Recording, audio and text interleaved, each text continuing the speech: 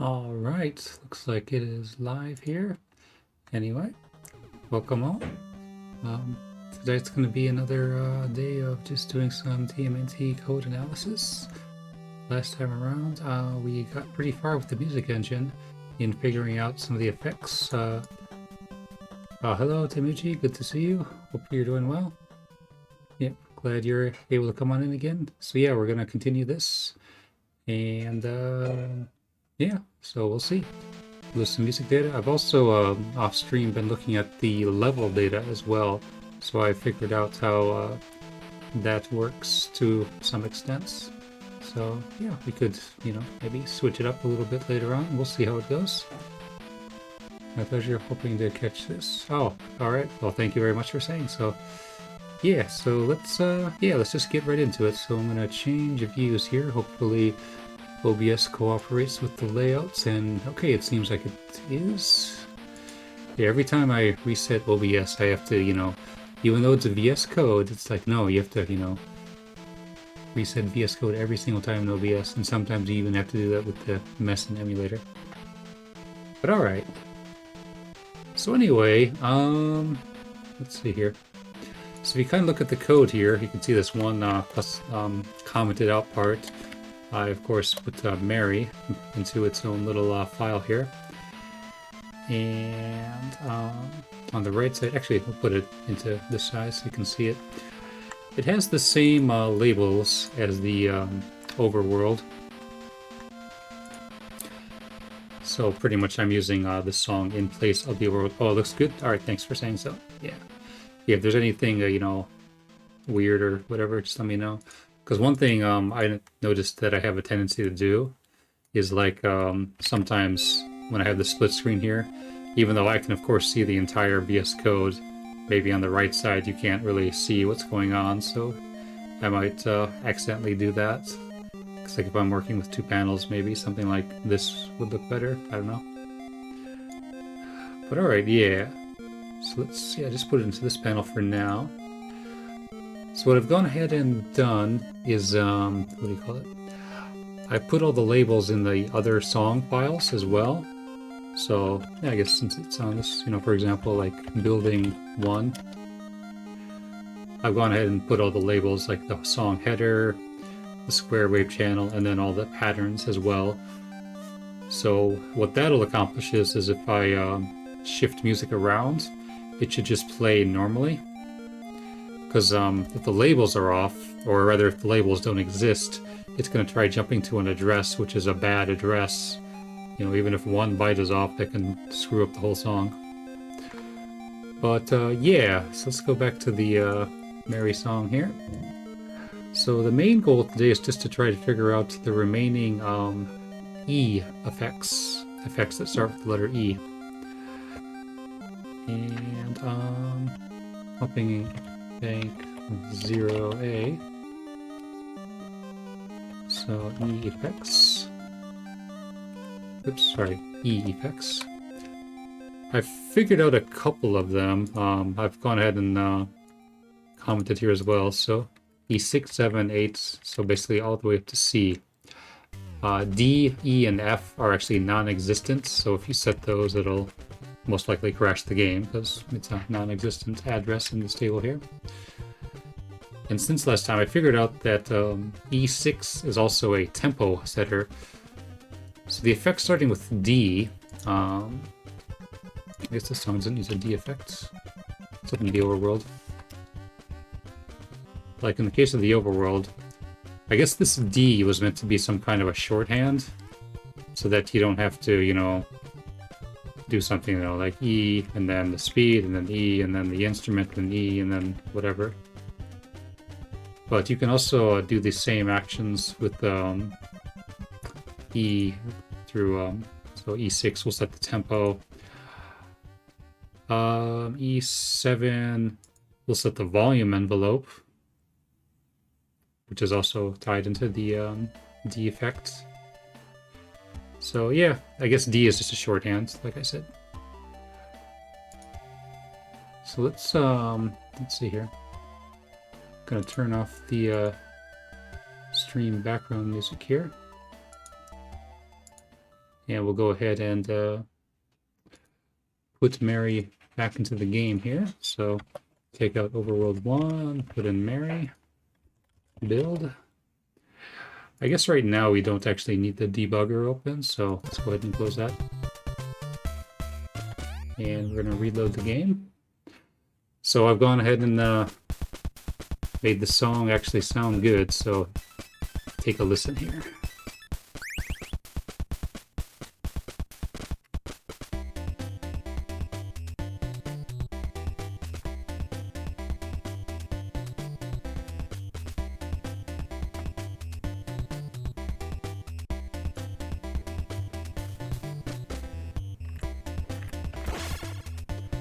So there you go.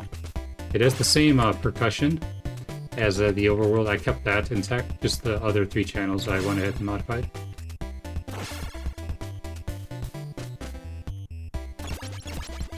But yeah, it does work. And of course, with the labels in place, the sewer song should also play fine, as it does.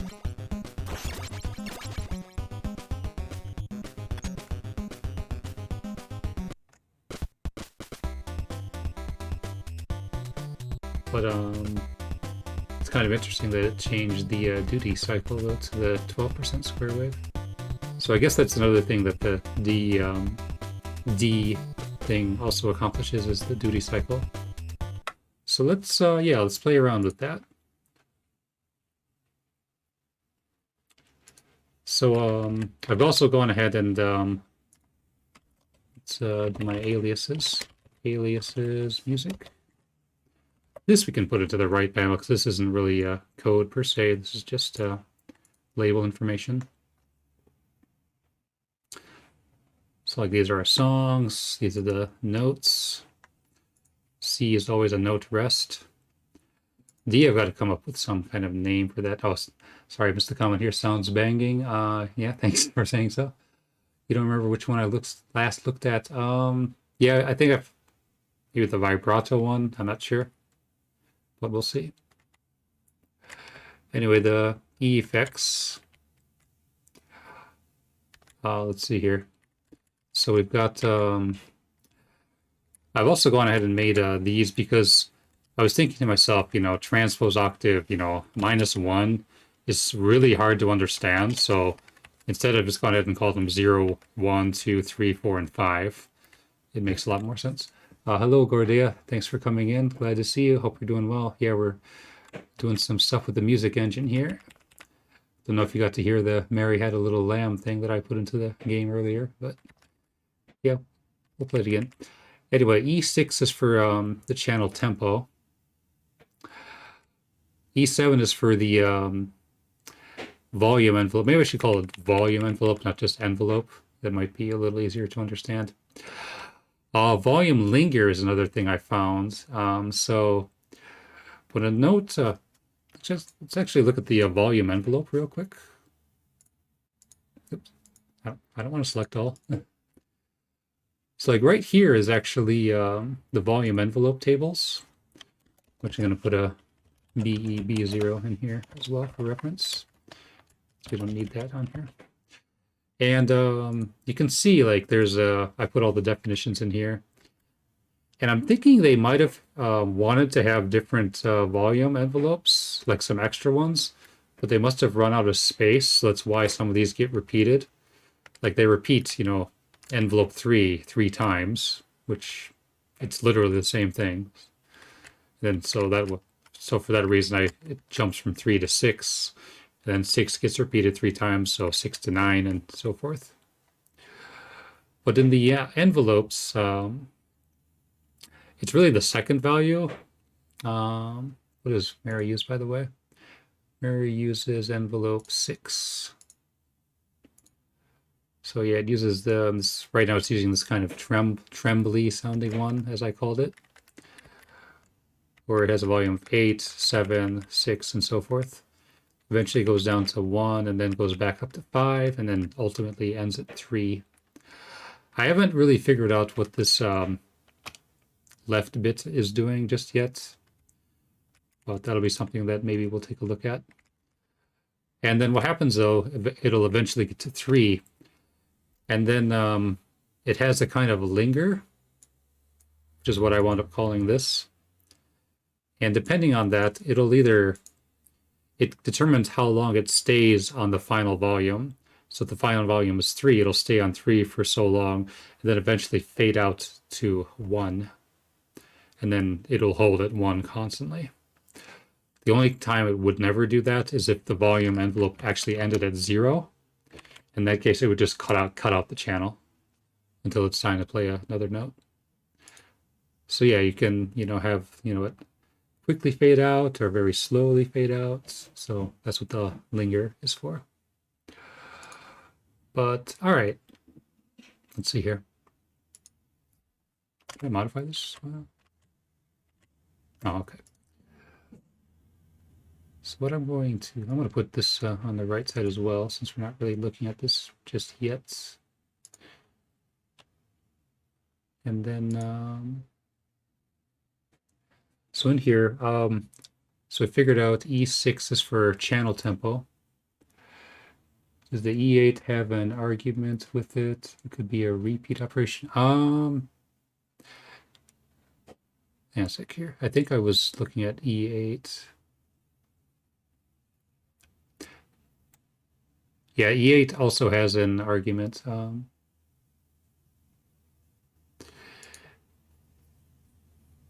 But it was actually no, sorry, E7. Yeah, I think E8 relates to the linger, as I said. Yeah. Yeah, it was the ones I haven't figured out are E9, EA, and EC.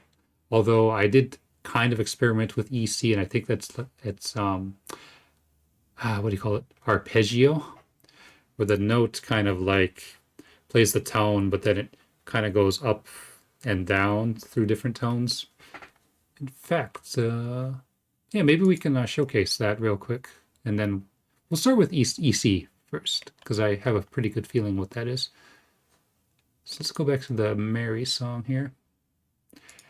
I think rather than the channel tempo, we'll use the D effect. So D7. Then we have our sort of linger. So what did the original oh, it's already open. What did the original Overworld song use? It used 1, 2, it used these values. All right.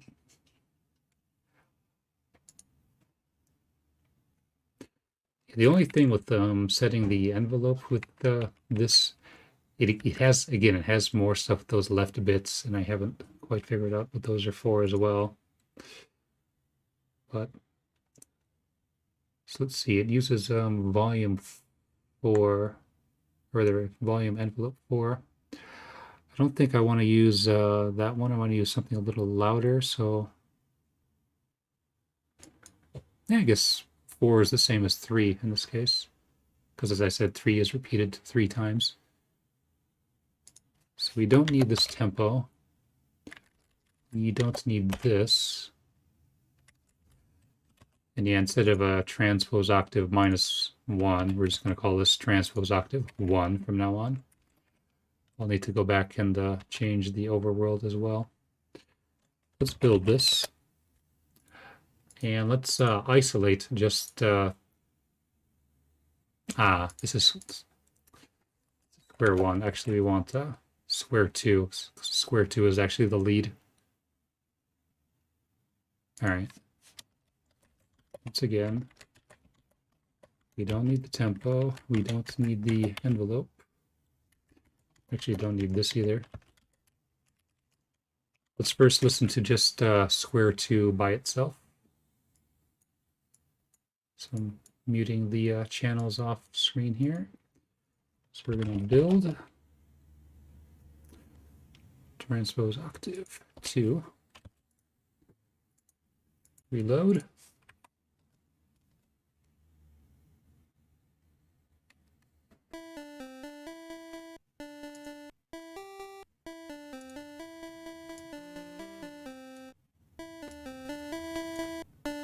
Should be able to hear that better.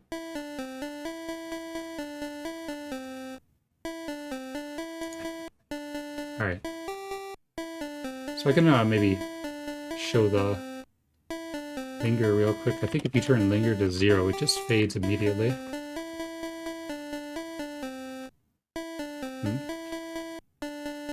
One second.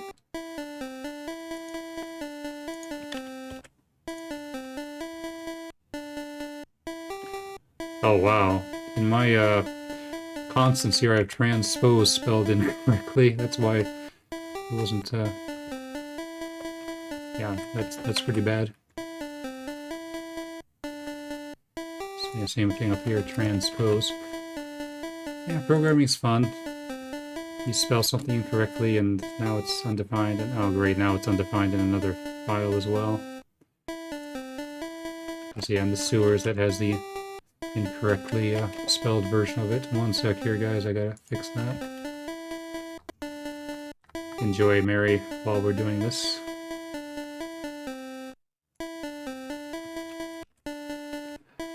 Let's see, transpose. Yes, tramp sows is how I have it. What am I doing?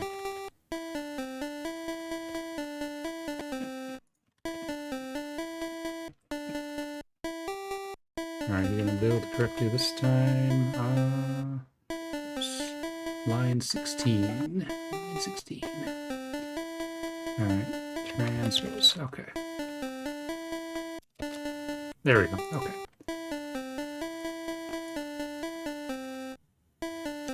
So anyway, now it should not have the linger, so the note should fade faster.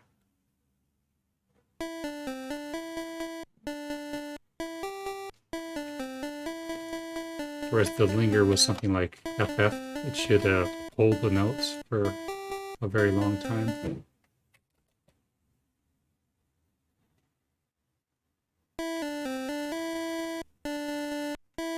It's kind of holding it, as you can hear.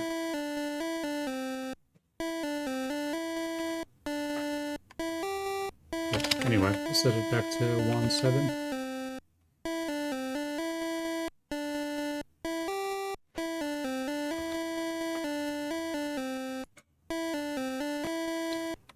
One second. All right, so the next thing we're going to try is the C effect. So what we're going to do is we'll make the speed be slower.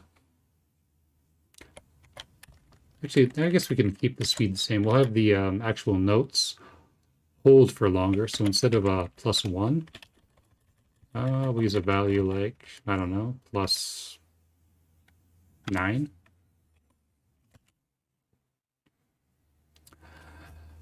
And then with the EC effect, which is arpeggio sort of effect, effect EC,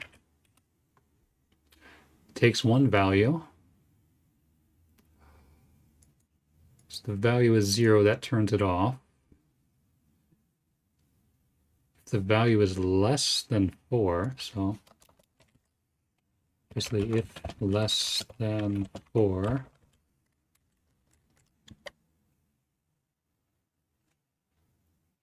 otherwise,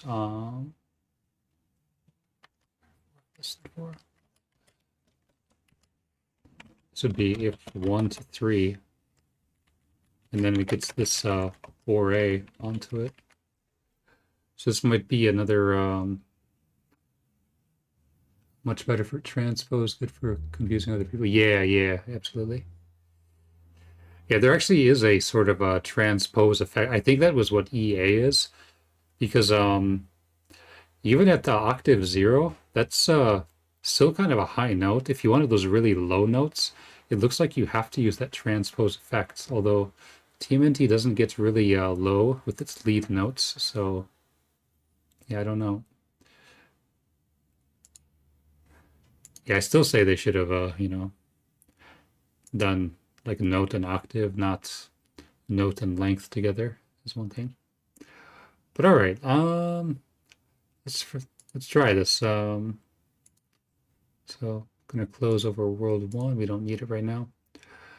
So we got our transpose. Let's do an. It's quite pitchy music altogether. Yeah.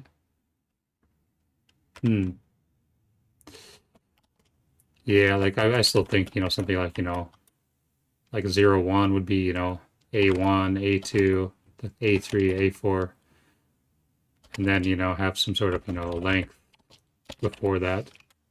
But, oh, well, it is what it is. So we're going to first try a value of 1. So we'll go with the bare minimum there. And we'll see how this sounds in comparison.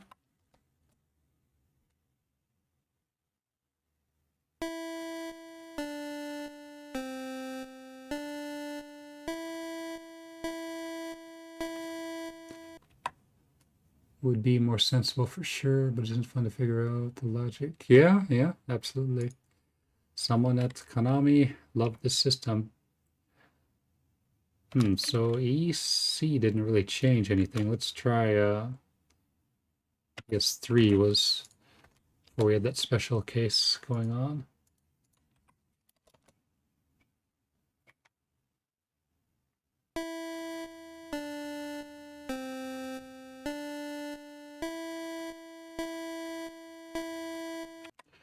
Still doesn't sound very different.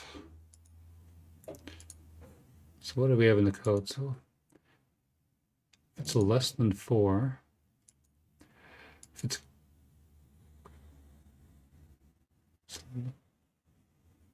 no, I got this wrong. If it's greater than 4, we go on here. Greater than 4. If it's less than 4, i.e. 1 to 3.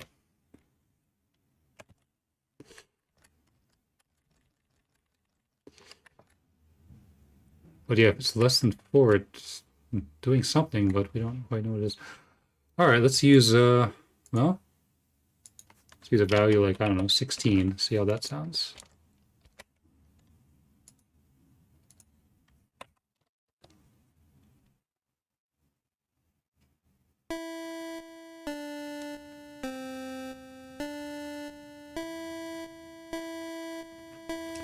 Still sounds the same.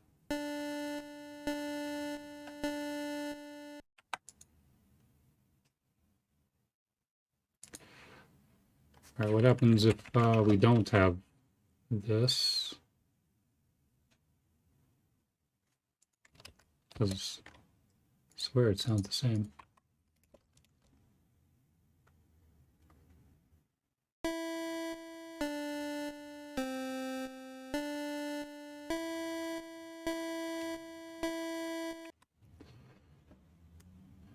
One other, since this is kind of a pain every time to do the titles, we're gonna modify the title screen so that when we press start, it doesn't do that flashing animation. It's just going to jump to the game.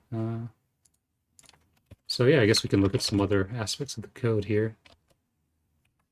So, you know what? Yeah, that might be a little side thing we can look at real quick here. So the title, if you look at the code here, oops, sorry. Oh, really? All right. The title screen actually has 4 states to it, like the prepping the text, which is the text that we see here. It has, the display and wait, as then, the actual title screen is displayed. And then finally, a start has been pressed. So, and what this does is it keeps decreasing a timer. And then when the timer, expires, then it, of course, goes to the game.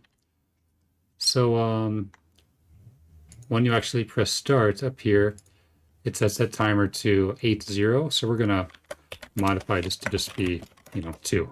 So that way we don't have to wait as long. Let's reload. It should, there you go. So it skips right to it. In fact, on that note, let's make the copyright screen display for a much shorter period of time too. So prepping the text.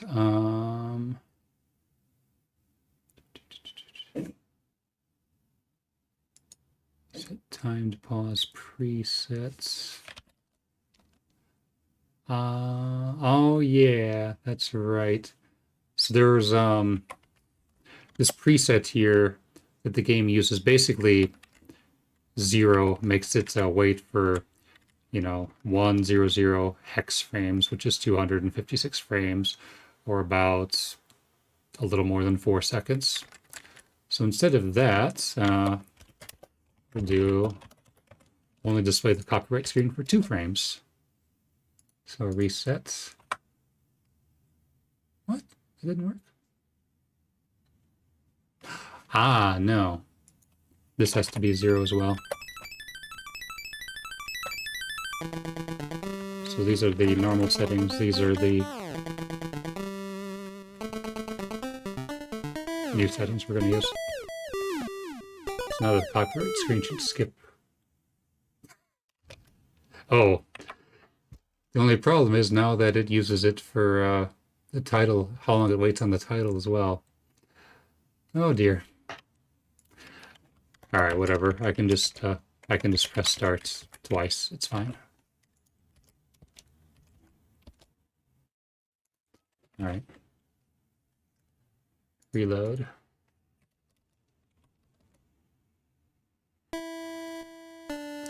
There's a thing where if you hold select, it skips the copyright screen. Did I miss that? Yeah, actually on the... No, it's fine. We can look at that. It looks like you can press either start or select on that screen to go to the next screen. Where was it? The G state title? Because yeah, on the on the display.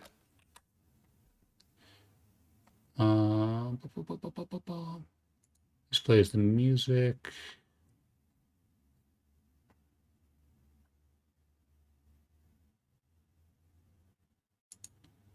Or no, sorry, this is the title screen, sorry. This is the copyright screen. Yeah, right here. So this is something I did for readability. Like on the buttons pressed, you use this and mask. So, select or start. It could be either one of the buttons, and that'll actually let you skip the copyright screen early without waiting the 128 frames or whatever it is. Yeah, the 256. But yeah, that's possible.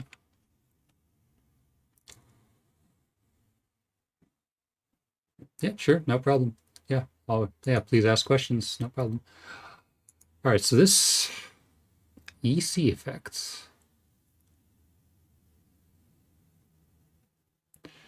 And I don't think it needs to be used in conjunction with anything else. All right, let's maybe set it to a value of, I don't know, half to 0. I think the next step will be to see if there are any songs that actually use an EC effect and analyze those.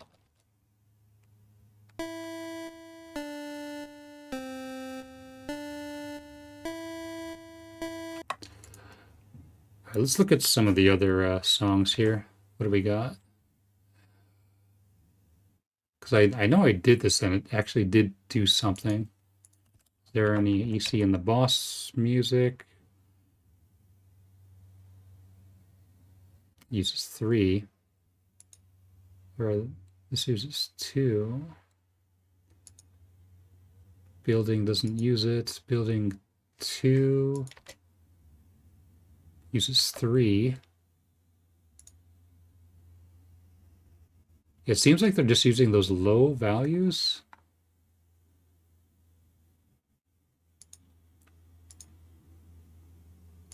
Yeah, the overworld definitely didn't use it.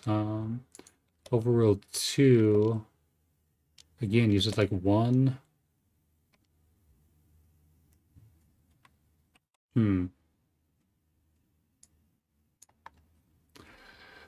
Trying to find a song underwater. No, uses 2.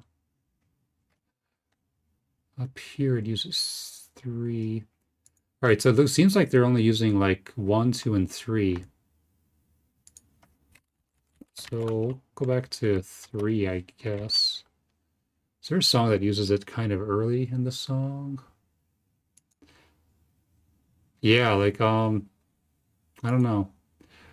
I don't get that why, So if it's less than 4, But if it's, greater than 4, we subtract 3. I mean, well, that doesn't really seem like it's going to do much because, what if you have a big value or something? All right. So one more time. Mini boss song.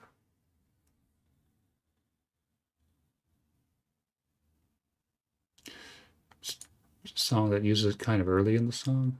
No. Ending. Not really. Victory fanfare. Actually, victory fanfare, that might be a good one.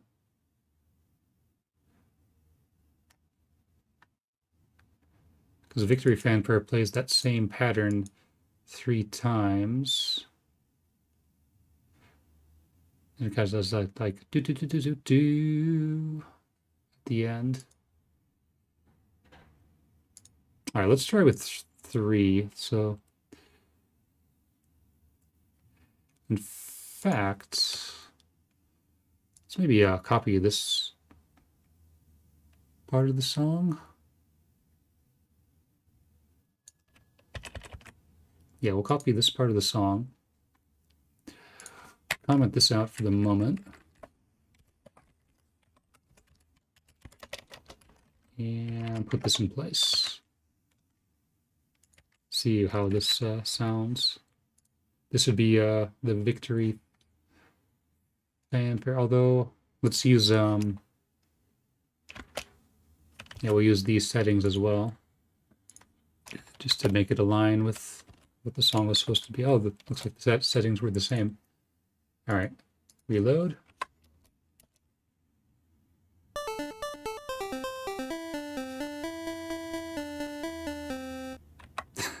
It just kind of plays that and goes into the memory again.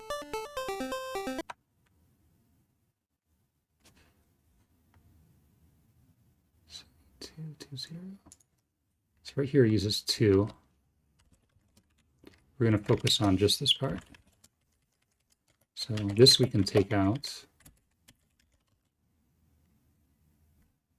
A long time ago, I thought I could take a family tracker version of Donkey Kong Country Road music and use it for the damn TMNT. In theory, you could. It's just going to be a space issue because, there's only one bank for music. In this game's case, it's only one bank for music, I should say. Yeah. And, every game is different too as well. So, how they handle music. Yeah.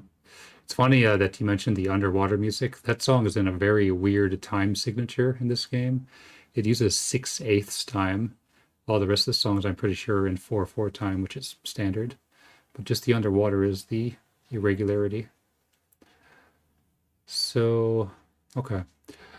Let's make the speed a little slower. Let's make it, I don't know, C.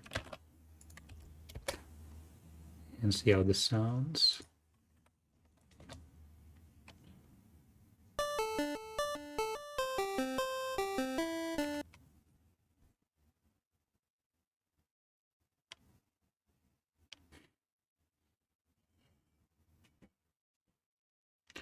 Yeah, it still sounds the same.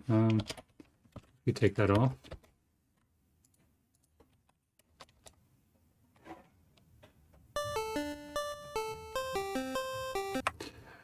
It doesn't sound quite as echoey, is what I'm finding. Do that one more time.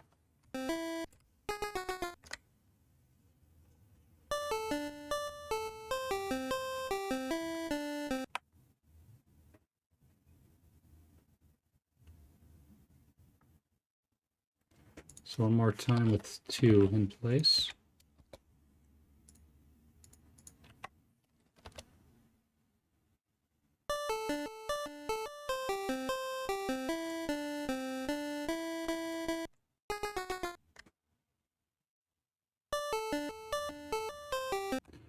It helps if you have headphones on like I do, because you can really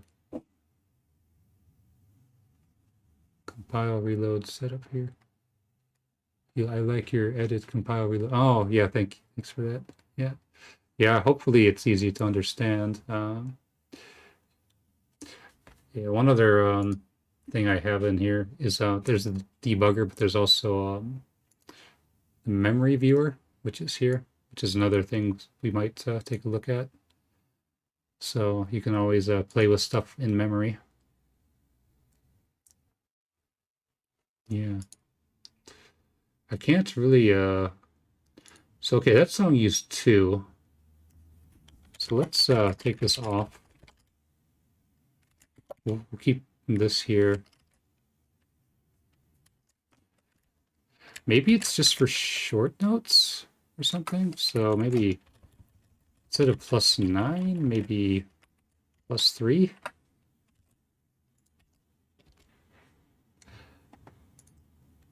Oh, it's messing. Yeah, yeah, it's messing. So when I do these kind of things, I like to use either, well, messing, of course, for because the debugger is very good, but I also still like to use FCEUX because if you compile a game and if even one byte is different, Messin freaks out and then you have to restart from scratch. Whereas in FCEU's case, if you make save states and you reload those states, it does a pretty good job of, okay, even though the game is different, we can reload the save state from here and it generally works fine. So that's why I still like FCUX. I guess Messin's like, no, the game is different, so, you can't use a save state on a different game. What's wrong with you?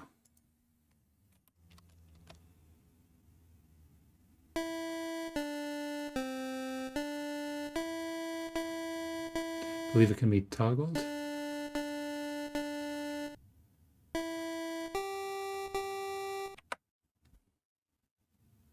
Hmm.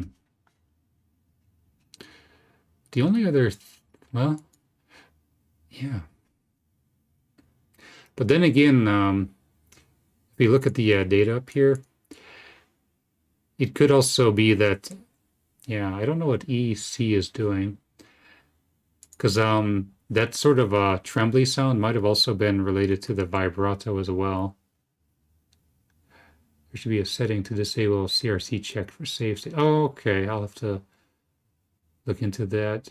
Because, yeah, if I was actually making a game, that would drive me absolutely crazy having to, you just change a little thing and then you have to get back to that point. But all right, yeah, I'll look at that. Thanks for the tip on that. Let's see here. Yeah, I don't quite get EC, so we might have to do some closer analysis on that. But all right, we'll skip EC for now moment. Don't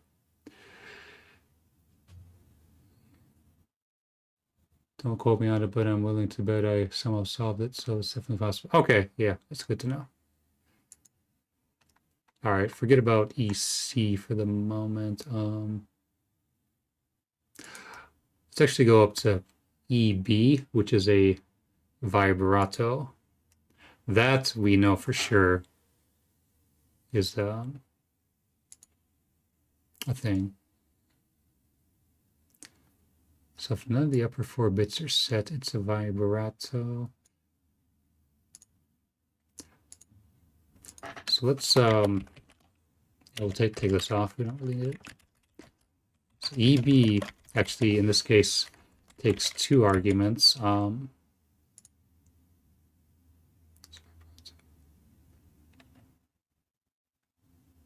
So if it's the first value is a 0, that means turning it off. So it only takes 1 argument in that case.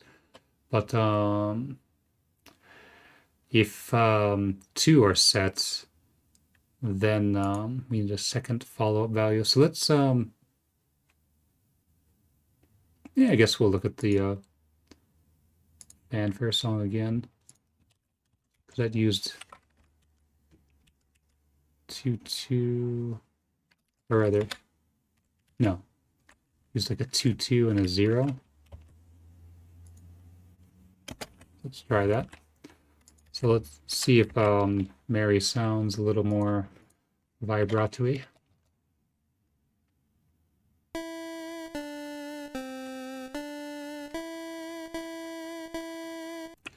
Oh yeah, you can definitely hear it in that case. It's like like that. Preferences, save data, allow save states to be loaded on modified ROMs. Okay, nice, nice. All right, well, actually, maybe we can just do that right now. Preferences, save data, allow save states. Okay, not recommended. Well, thank you. Well, warning has been heeded and ignored. All right, so yeah, the thing with vibrato is usually in music, it's kind of like, how much it does and maybe like how frequently it does it as well. So let's see here.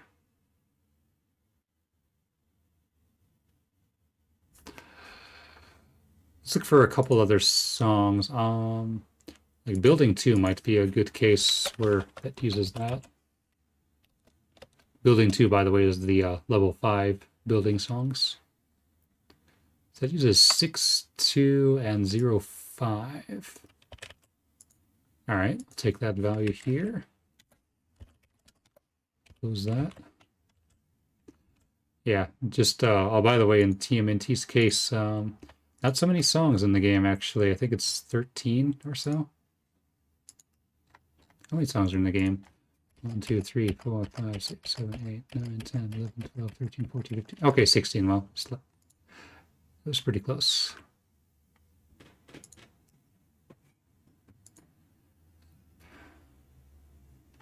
All right, let's see how it sounds now.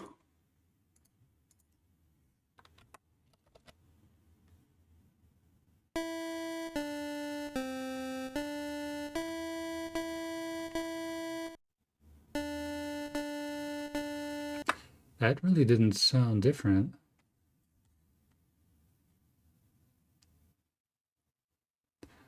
It's not half bad. My project has 13 and eats 2 banks. Yeah, yeah. Well, in my homebrew games case, it has over 40 songs, so. Let's see here. But yeah, no, it's good to, always put effort into the music if you can. It's a big part of the game, for sure. Let me see here. What was I gonna?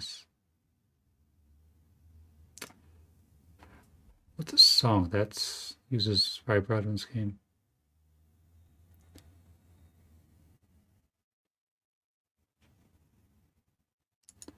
Maybe Overworld 2? So I'm just trying to figure out some of these settings here. 0207. Let's try 0207, see how that goes. He had the space to spare. It was low priority to optimize the music for the space.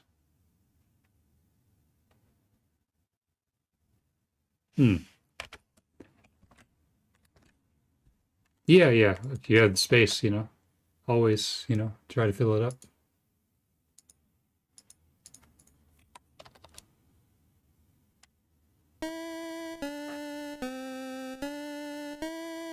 Okay, that's very different.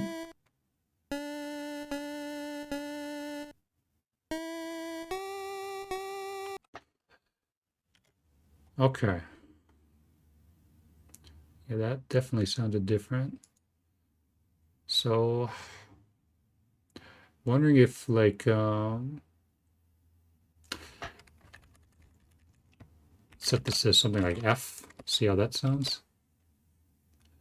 512. Yeah, absolutely. 512. That's plenty.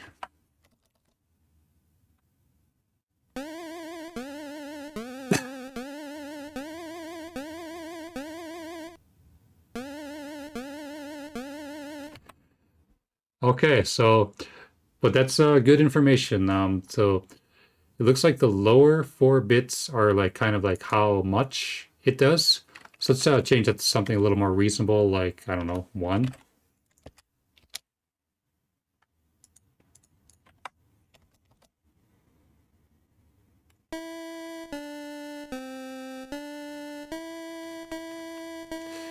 It's very, very subtle, but I think I can hear it. So if we do like 4, once again, building.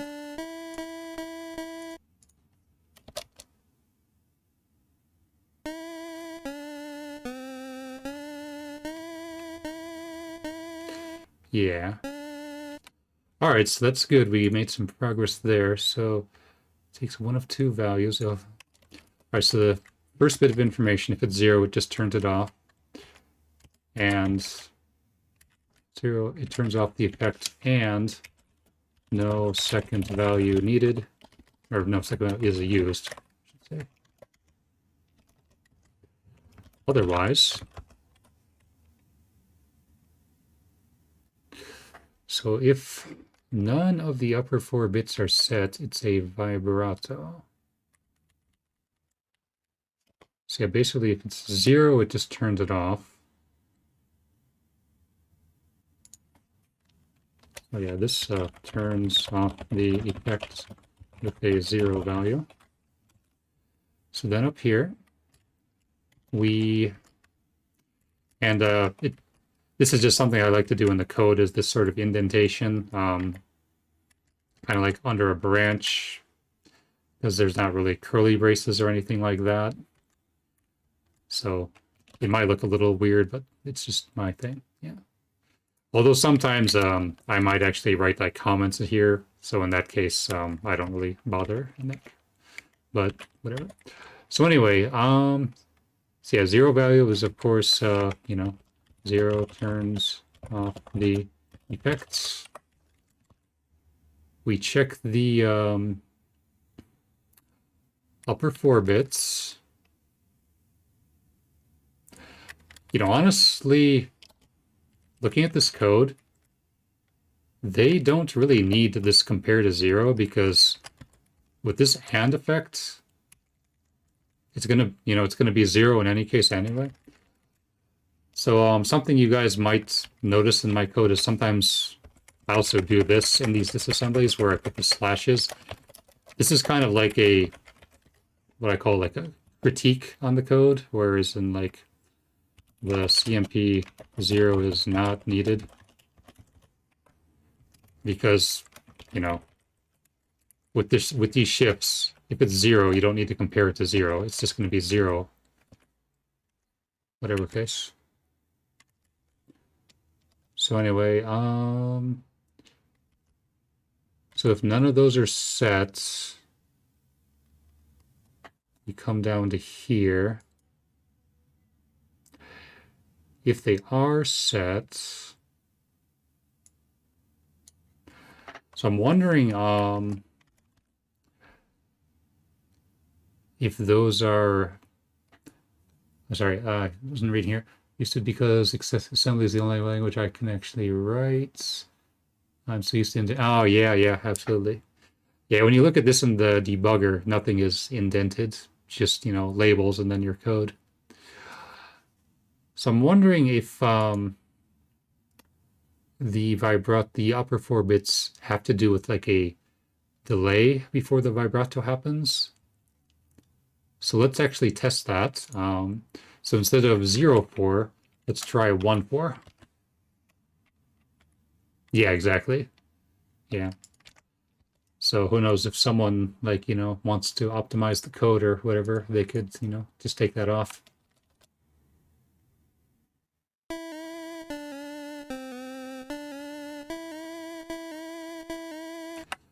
So yeah, that seems to be like a delay for the upper 4 bits. So let's do a value like, I don't know, 8.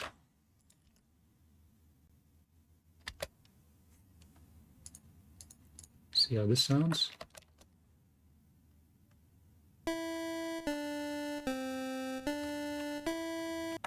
Yeah, that didn't even make it. Let's try 4.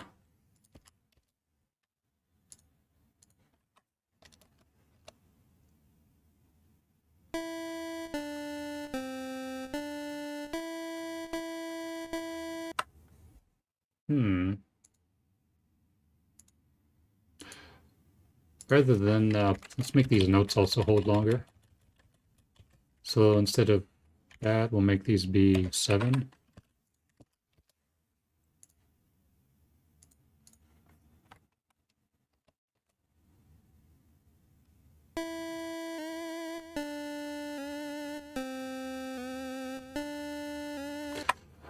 So that's interesting. These don't seem to be tied to like sort of like the internal timer. They seem to be tied to the note length itself.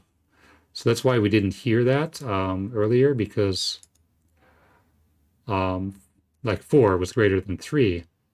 So so it's kind of like if you wanted to have the short notes not having vibrato, whereas the long notes would have them, then in that case that would make sense. You just have the note sort of hold for a little bit and then vibrate. But if they're like short notes, like eighth notes, 16th notes, there's no real sense in vibrating those. So yeah, let's test that theory then. We'll make this once again be 8.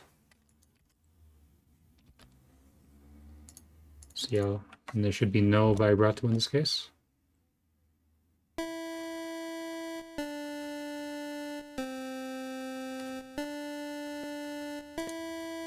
Yep.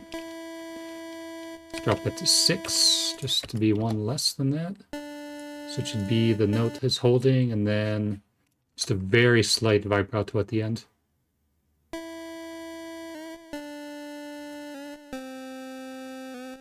Yep. Okay. That's good. So otherwise, so value 1, upper 4 bits represents how long to delay before vibrato triggers. And actually, lower 4 bits represents how much to vibrate, or maybe like how far to vibrate. Because like if you're holding a C and then maybe you have like a value of 1, it would go like C sharp, then back to C, down to B, then back up to C. Something like that, like how far to vibrate. Now we have to figure out what the second value is for.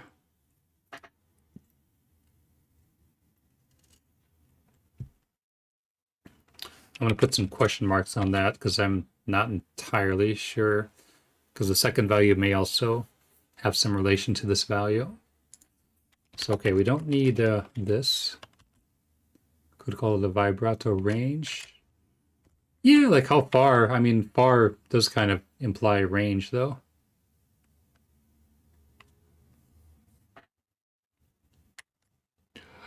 All right, value 2. So what is value 2? Okay, so this is technically not needed, but we're leaving it in for completion's sake.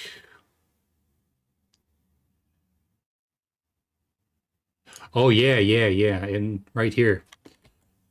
That was kind of what we were talking about earlier, because in the memory, it actually does take into account the channel's tempo, which is like the channel speed.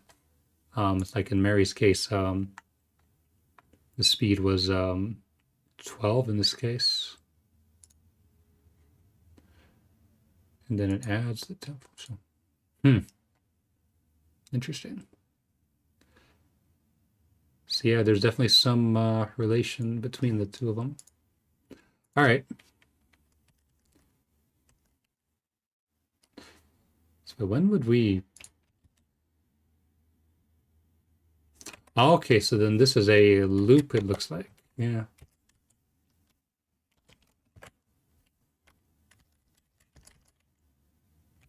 Is there anything else that jumps here? Okay. There is not. So you can actually... I'm going to rename this to a local label of a loop.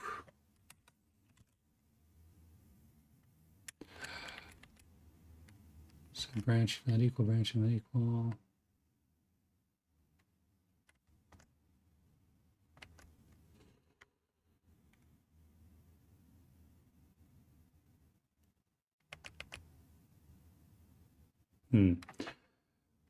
Wondering if the first one is vibrato range. It's going to be repeating the range. That's why it goes all rubbery with the high values. Yeah, we're going to take a look at that in a moment, but yeah, could be. All right.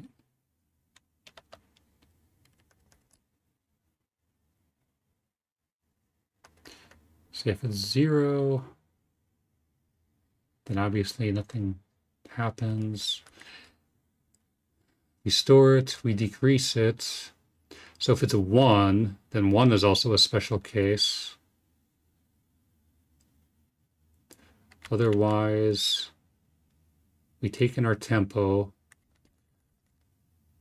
we add our tempo, we decrease E2.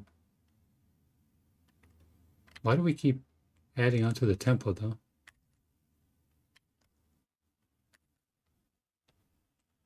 That's weird. Like you add into the tempo, but then you don't store the tempo anywhere. Because, yeah, down here. Oh no, I guess, okay, yeah, yes, you, ah, jeez. Yeah, never mind, you do store it, okay. Okay.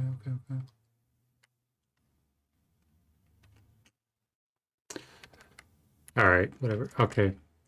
We take our tempo.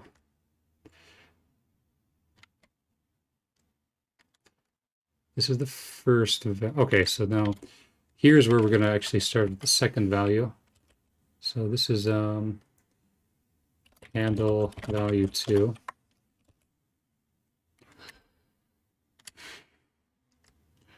So value 2 seems to just be used as is. All right, so value 2 is used as is. And then 116 gets this kind of flag applied to it. And then down here, the flag gets taken off. All right. Well, let's try changing what value 2 is. So instead of a 7, let's make it be a low number, like, I don't know, 2. And instead of a delay of 6, we'll do a delay of 1. Reload.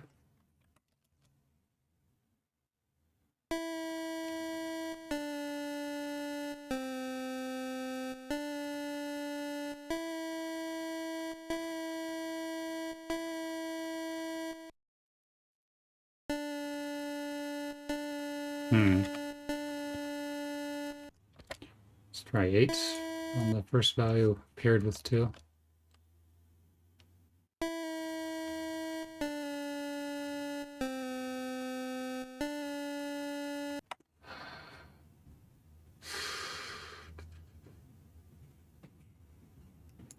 All right, let's try a ridiculous value like 32.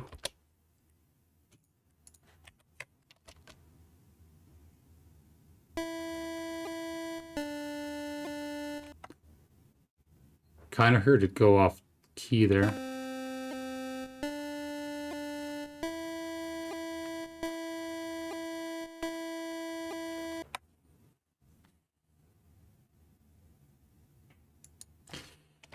Maybe 16.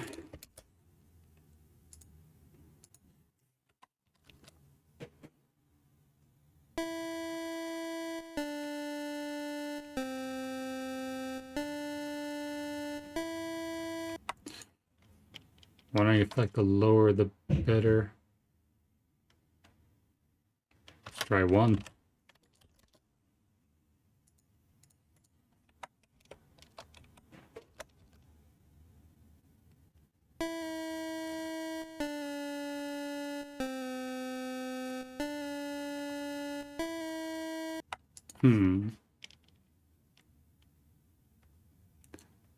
What an odd function. Yeah, we'll get it. Let's actually look at this. So this gets stored in 184. Where's it? 184. Oh wait, is 184 an actual index? Oh, that could be. Maybe it's okay, that's actually good to know. Address table. So okay, it's not really a value, it's an index. Okay.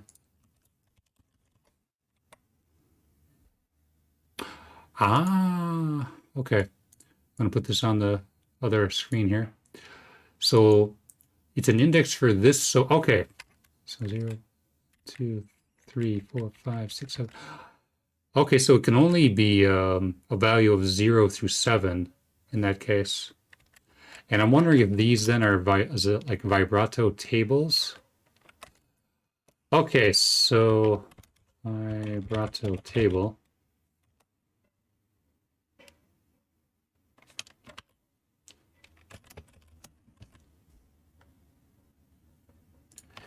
That would make sense then,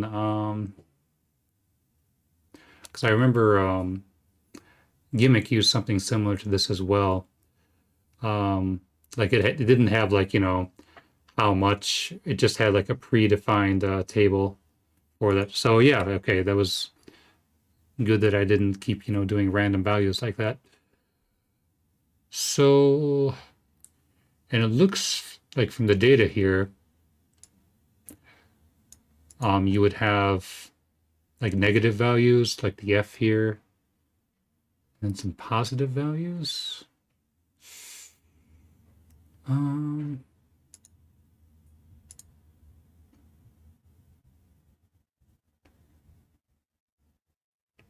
hmm.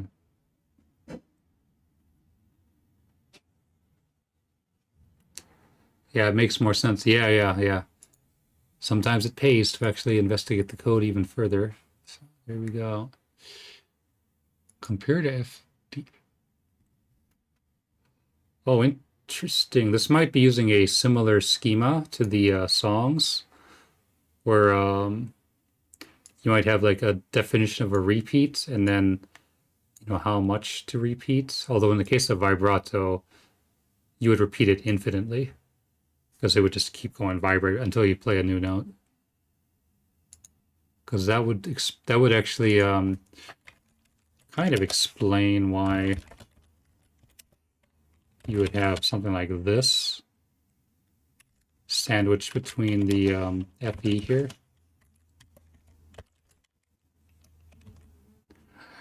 So in the case of 0, in fact, let's try it with 0. Go back to Mary here.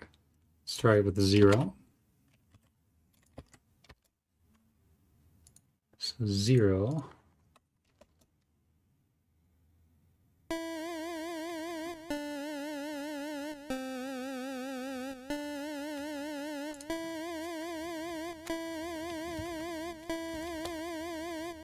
Try it with 4.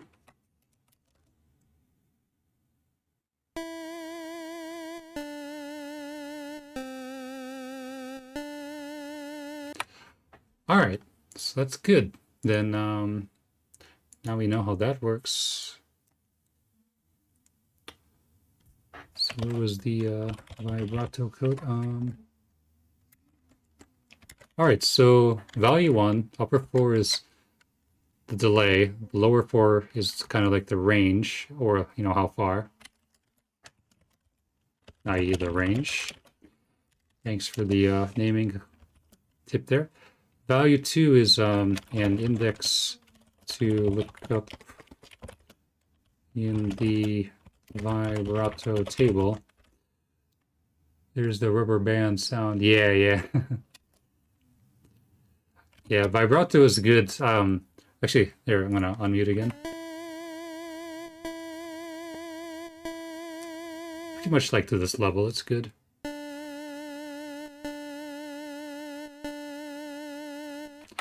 it produces that nice sound, in my opinion. It's like, not too distracting, but just, just that very subtle sound.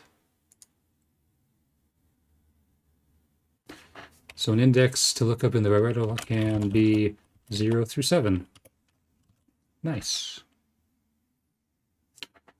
So all right, handle value 2, which is the index for the vibrato table. Makes a big difference to straight notes. Yeah, absolutely. So all right, we got effects EB figured out.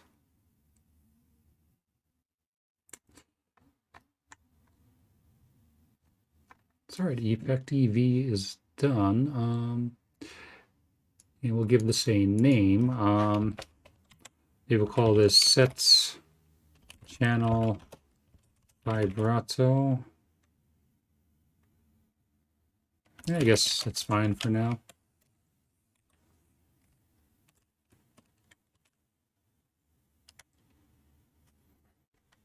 Figure out a thing called. So all right, we have EA, E9, and EC, although EC I could not hear any difference.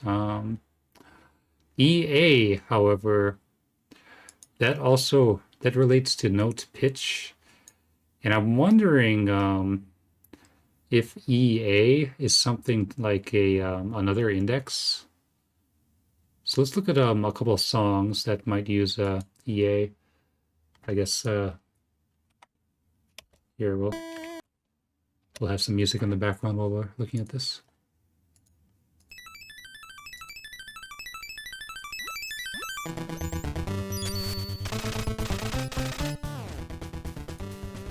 So EA.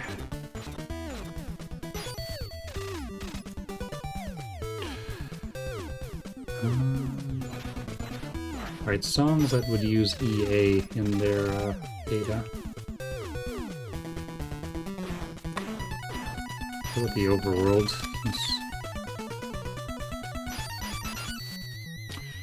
Well, the overworld does seem to use it, actually.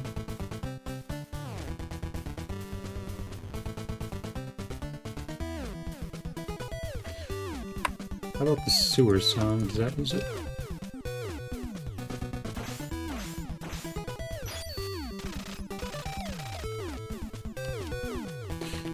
Oh yeah, it uses it in the looping point, actually.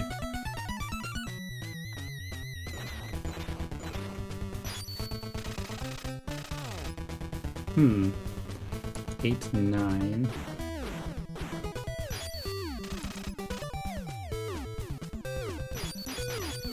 So if EA is at minus,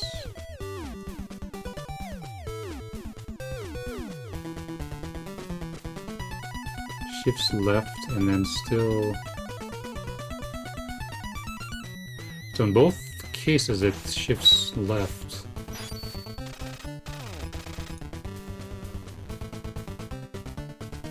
But they jump to different spots.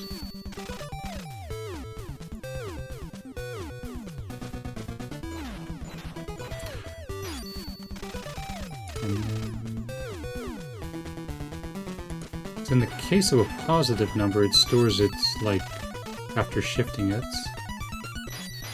In case of a negative number, oh okay, it just jumps back. Okay, jeez, I didn't see this. All right, we're gonna let's give some names. We'll call these local labels. Negative. And then we're gonna call this local label store. Okay, good. That's much less confusing now. And then in the end, we jump to yeah, we just jump back. So it just stores the value to 161. When does 161 get used in?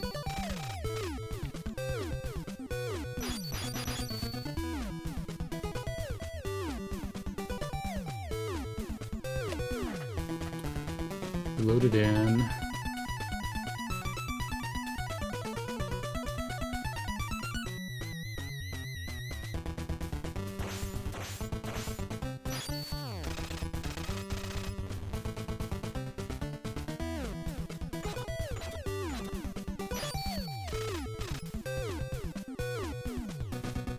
So maybe it is an index after all.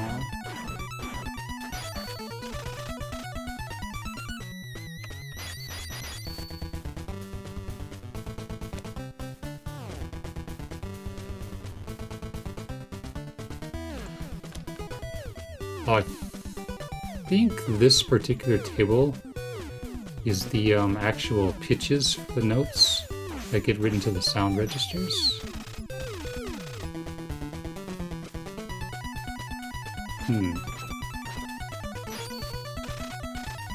Okay, in the case of it being negative,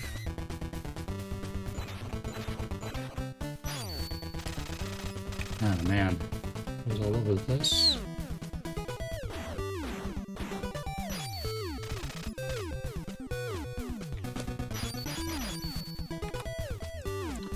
Alright, I guess nothing left to do but just play with it some. Alright, so one more time we're gonna isolate square wave 2.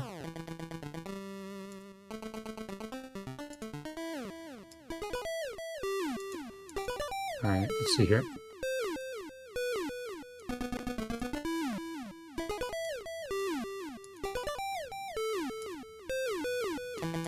We figured out our vibrato effects, we can comment that out.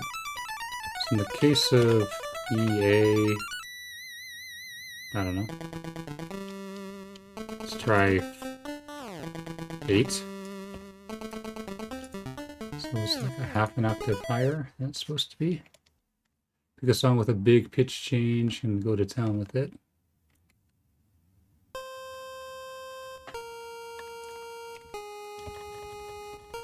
Well, it's definitely in a different pitch.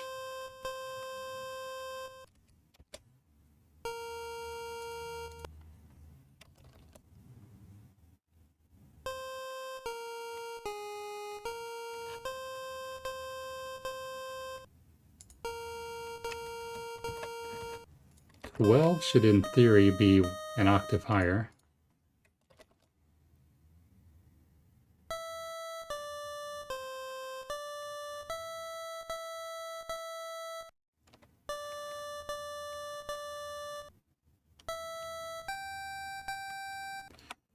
Yeah, that's higher.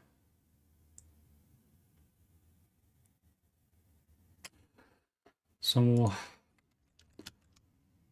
let's try 8C and see if this is an octave lower. It's different for sure. Yeah. No, it was an octave higher because 12, so in an octave.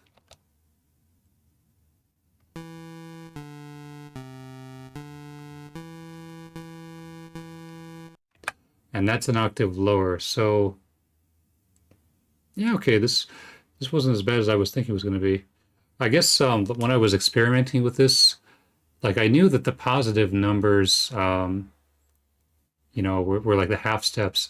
The thing that was throwing me is I guess I was expecting the negative numbers to work kind of as is, as in, so if you wanted to go a half step down, you would use FF, but no, in this case, you want to use 8-1. So it's kind of like pseudo negative in that case. So, okay, effect EA.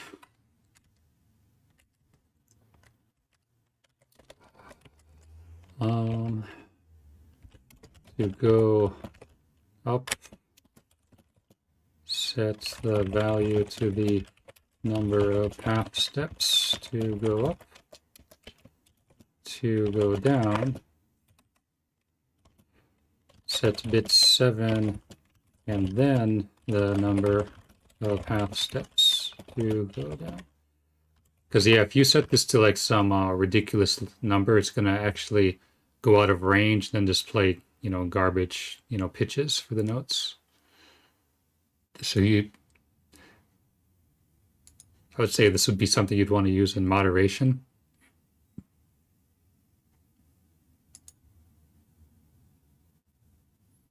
But okay. All right, so EA is going to be maybe say set channel, maybe not channel,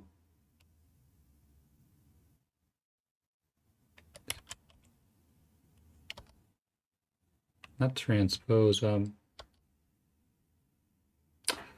maybe detuning would be a way of calling it. Yeah, set channel detune. So I like that name for it. Because some music engines actually don't even make you go a half step. You can actually go just a very little bit, and that can provide a nice effect for echoing on music. So you don't go a half step. You just go just a teeny tiny bit down, and so it's not quite the same tone, and it sounds good for echoing. So okay, it takes one follow-up value, relates to actually here. Detune notes in the channel, takes one follow-up value. The value is the amount of half steps to go up or down. Yeah, something like this is good. All right, so we got E. So all that's left is E9 and EC. And EC, no idea. E9. So again, some songs I might use some E9 values. E9, E9, E9. E9's in the underwater. Oh yeah, at the very beginning, actually. Huh. Let's use that. So E9 with a B1 value. See how this changes our song here. So now Mary should be back in the proper key.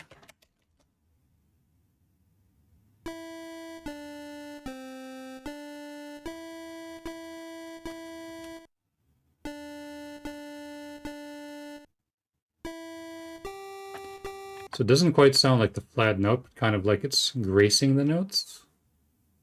So if we take that off, it might also, maybe it's pitch bend to some extent.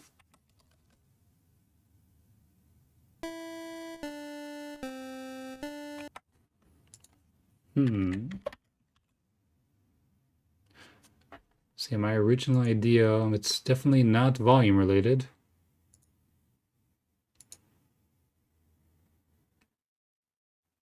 It's almost kind of like it's plucking the notes.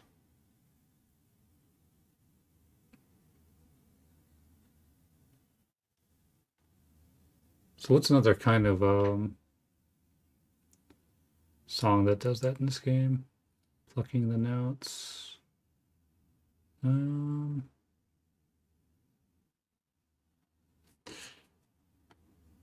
Building 2 use that at all? E9? Yeah, it does. Oh, it uses that same B1 value. Any other E9s in here? 7-1. B1, 7-1. So, all right, so E9 is also kind of bit-based as well.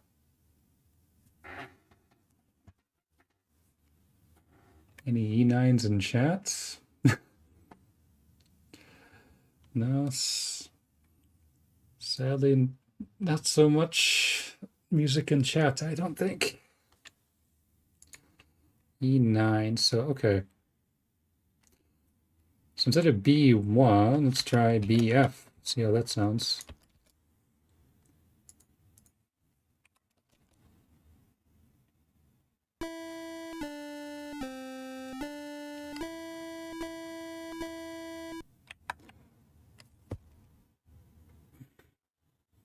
So it was like it was holding it and then kind of going down in that case. All right, let's try 7-1. That was what that one song was using.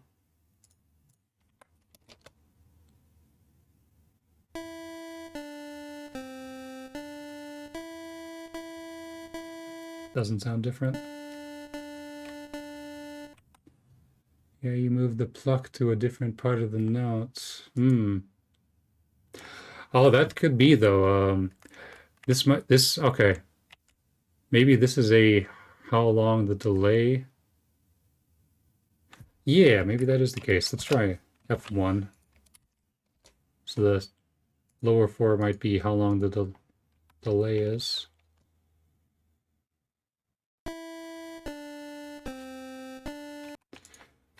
So maybe higher is slower. Let's try 1-1.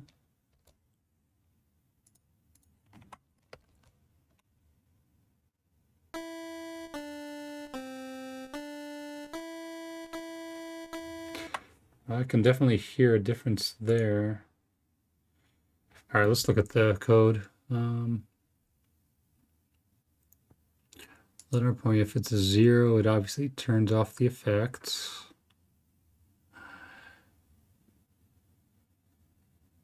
Look at the lower 4 bits. If that is 0, we go down to here. If it's not 0, we once again take it, load into here. That turns on a flag.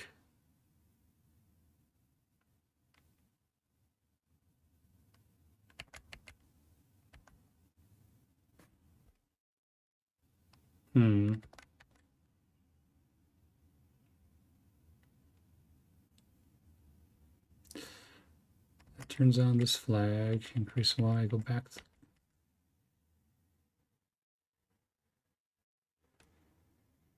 So 0 just clears the flag.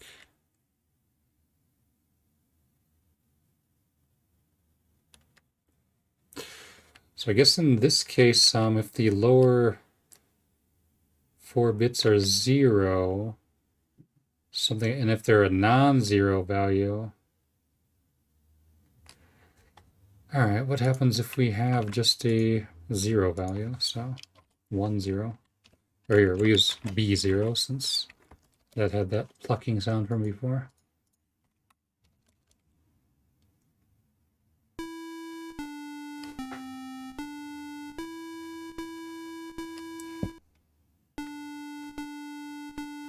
Okay. That's changed the duty cycle.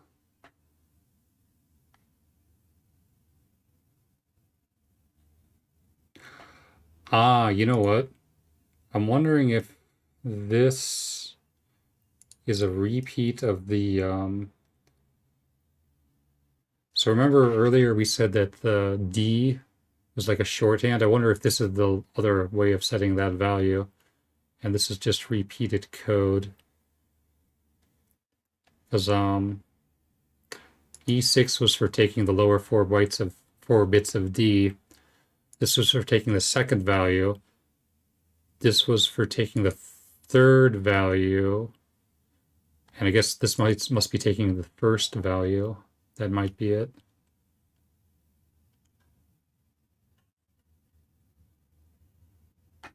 I'm going to open another instance of bank 0 over here. So in the case of the D effects,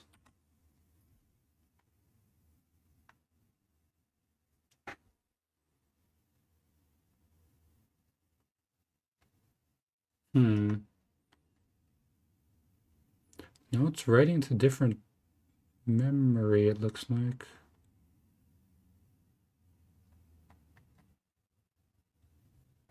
You could try if you can remove from the song and replicate it with the D shorthand.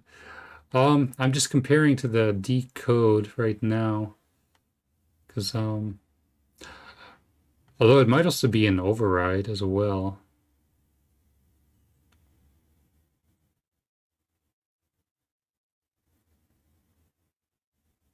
E9.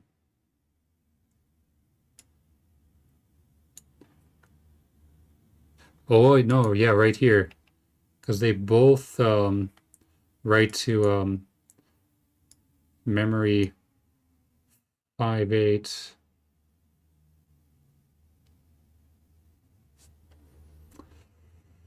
Okay. Okay.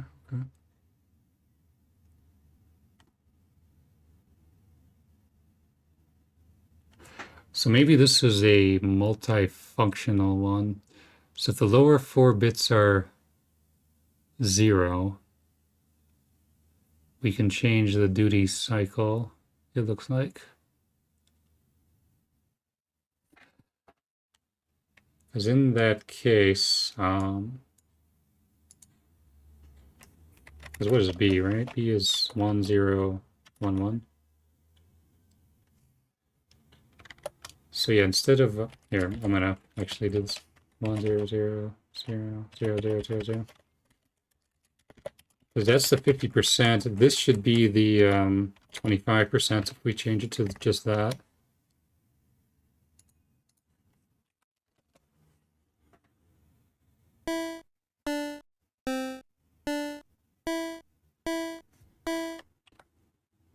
Oh, notice that that was louder too.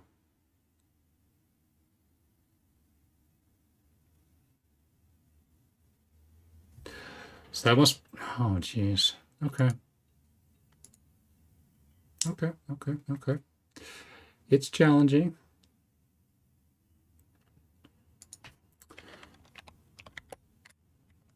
More bouncy sound. Yeah.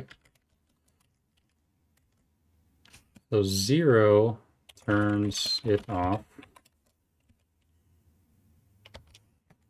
Checks if the lower 4 bits are 0. Put another line here.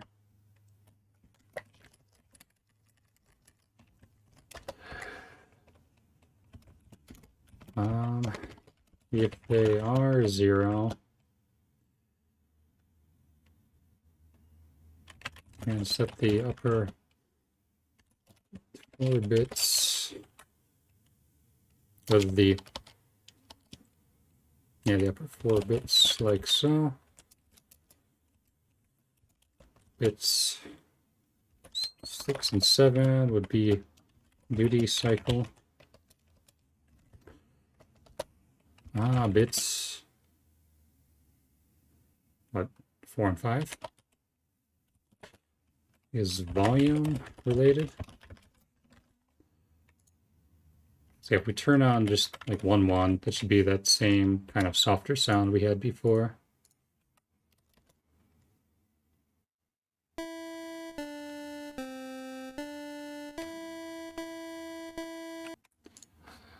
What happens if we have 1 0?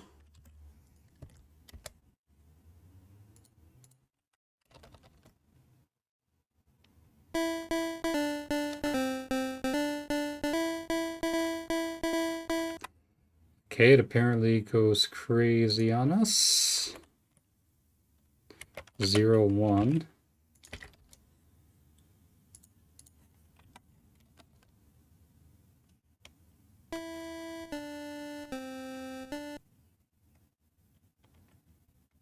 Did I say, why did it stop?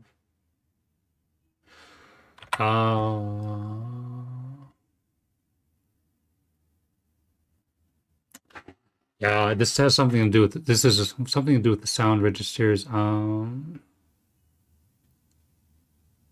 Yeah.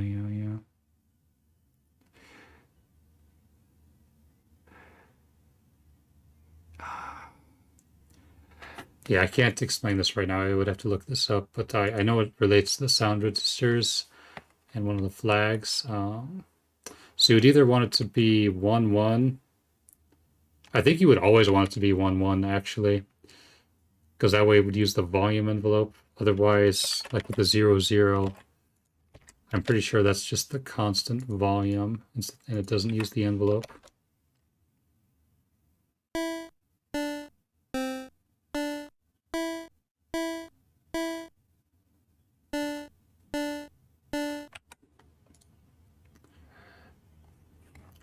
I'm just going to write in the notes, volume related, like the effect toggles. Yeah, I might need some more analysis actually, because I think I saw some stuff with the bits somewhere in the sound code, volume related. For now, should always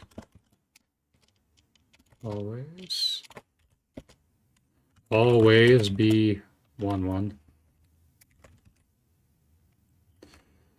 Yeah, it might be something somewhere else in the sound registers, or the sound engine, not the sound registers.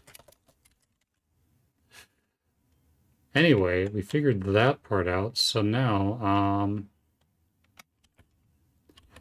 if any of the lower 4 bits are sets, so now it has a second purpose. Yeah, like kind of talking and typing at the same time and trying to articulate what I want to say is tricky. So that would be like that. So we'll leave these on. Yeah, that would make sense too. I would show like 7 and B.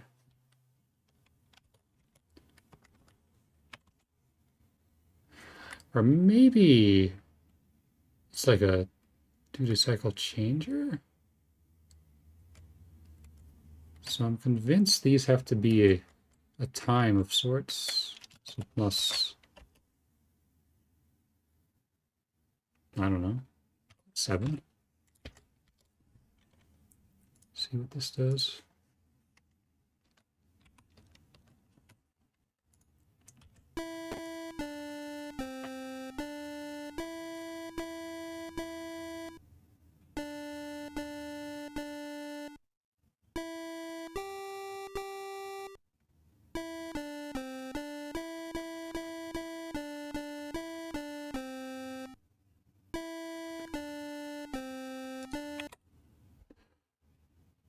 Maybe it's when these are set,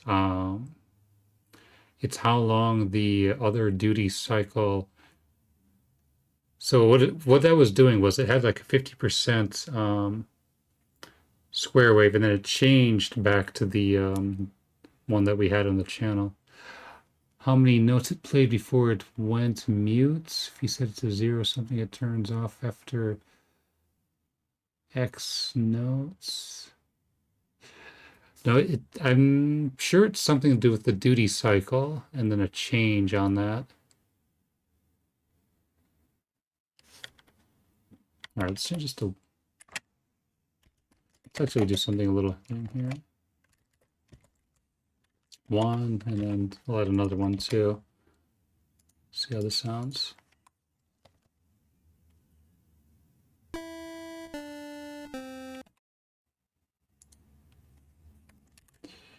We'll even use on one line piece. 3, 4, 5, 6, 7.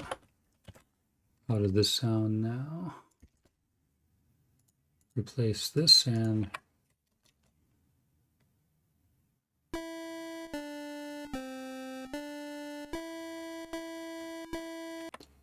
let's try the higher values. 8, 9, 8, B.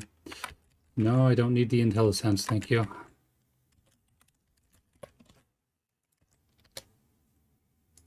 See how this sounds.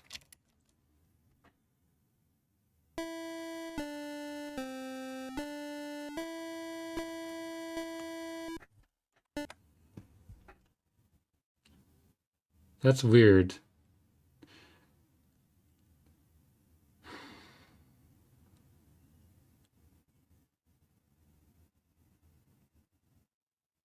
That is really weird how that works. Because it was changing back to a square wave 50%. So if we, like for instance, change these into 0, 1, this should be a 25% sound.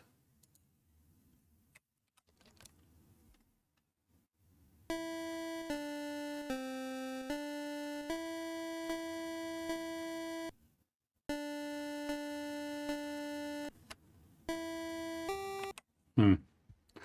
Well, I don't know.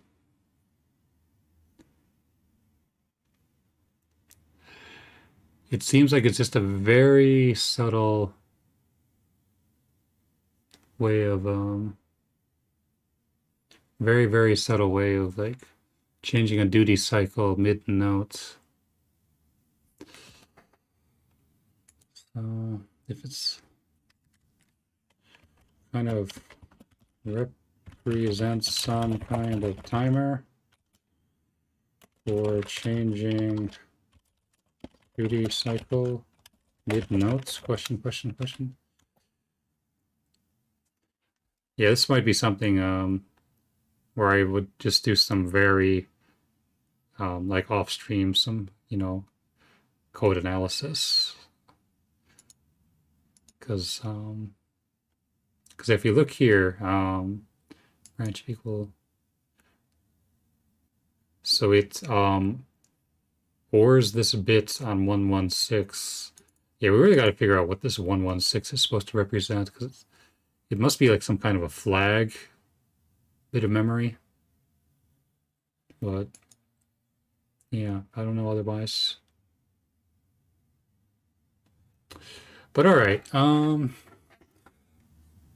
Yeah, I guess just effects E9 and EC are the two. Oh wait, E8. Did I? Oh yeah, I do have E8. Never mind. Sorry. Yeah, E9 and EC are the two that I just can't quite figure out. I mean, E9 we kind of have an idea, though it's not quite there.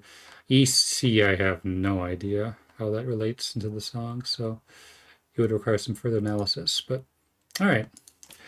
Anyway, let's take these off for now. Yep. And get some line formatting here. By the way, I did also, I think I figured out how to change the duty cycle of the song. Like, that's something you can do in the D effects as well. So instead of like the 7/7, which I believe relates to that E9 that we were doing, like instead of 7/7, like we used B7. Now it should be a 50% square wave as the lead.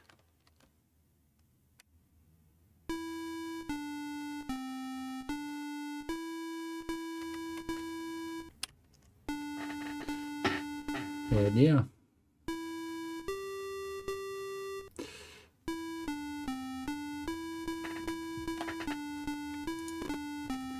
Anyway, we'll reset it to its proper form here. Instead of, what do we have for her? B7?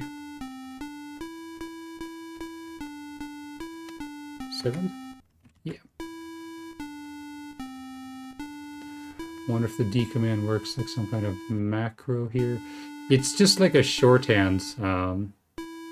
Like you could do all this stuff if you wanted to with like the E effects, but it, like in my opinion, it would be best to just, have the D be at the beginning of your song, because it's not likely you're going to be changing, things like the duty cycle and the note linger constantly. So I would just, have this and then change your note length as need be. So, what was I gonna say? So let's do, for example, 3/7. That should then be a 12% square wave as the lead. Let's listen to that. Nice. I'll have to think of a way to make this a little more readable, because, values like 3/7 are not exactly the nicest thing to read. But all right. So that's going to be, I think, it for the music engines. So maybe we can jump on into the level format if we want. How's that sound?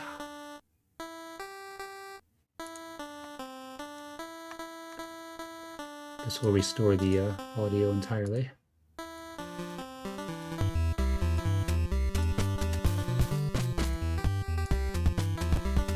Of course, this is out of sync because the speed is wrong.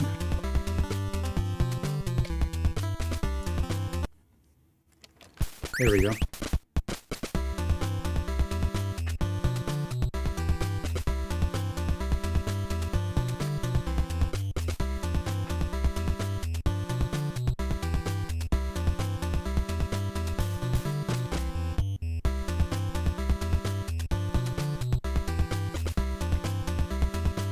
Going to change one other thing here.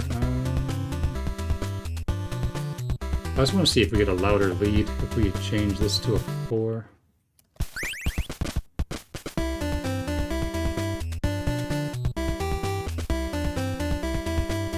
That's definitely louder.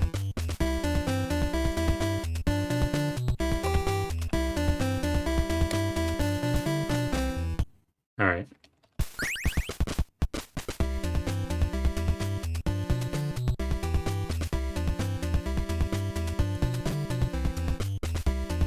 Well, there's still more to look at, but in general, we figured out how it works. So on that note, we'll put the proper song in place as well. Oops, that's in bank 0, not fixed bank. Oops.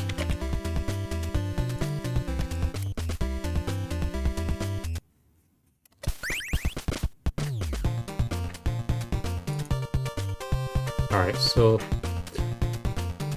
now we're back in there. So yeah, let's change it up a bit. Let's have a look at the level format of the game. So, I think we can actually mute the game audio and we'll turn on the stream background music one more time. Let's see here. Turn on our background music.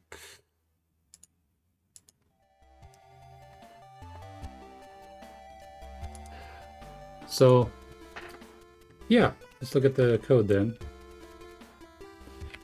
So when you press start, and when the game initializes, it of course loads in the levels.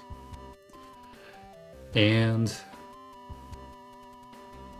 yeah, well, we're playing different and softer NES music in the background. And this also won't be cutting out all the time when I keep pausing.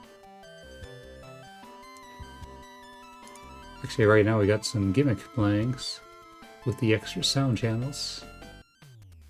Yeah, that sound engine, on the other hand, it took some doing, but that was pretty straightforward.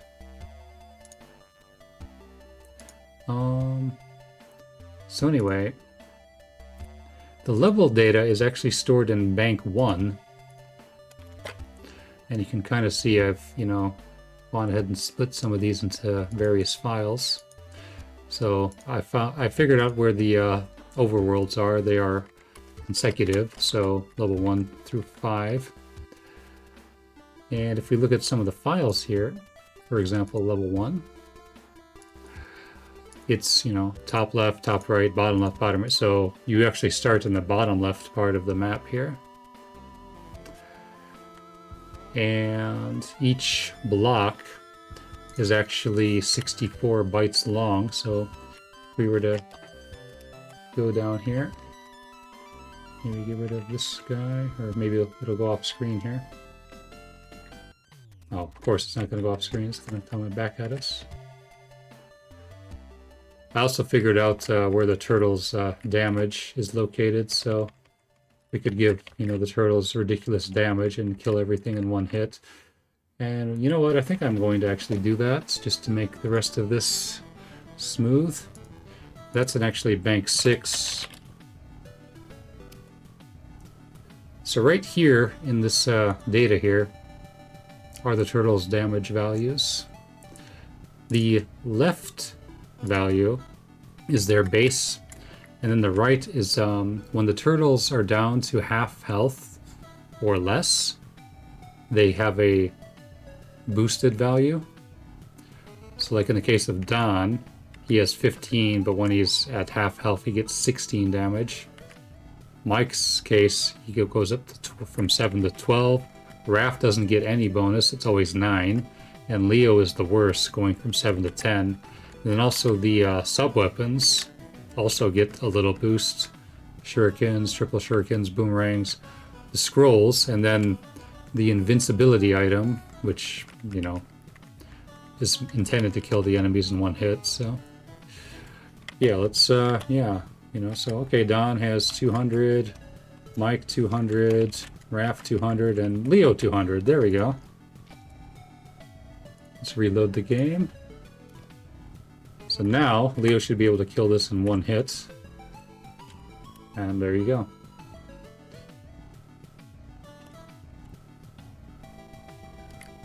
Yeah, just a slight change, indeed.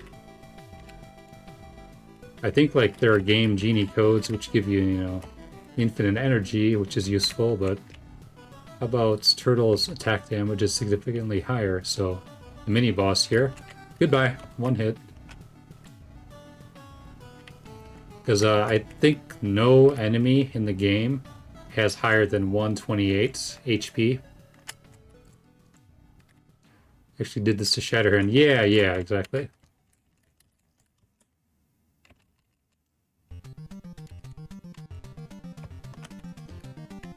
Because when you're doing these mini boss fights here, one box represents 16 HP, like at least 16 HP. The turtles by default have 128. So this guy, you know, 16 times 3 would be a maximum of 48. I don't know if it's actually 48, but yeah.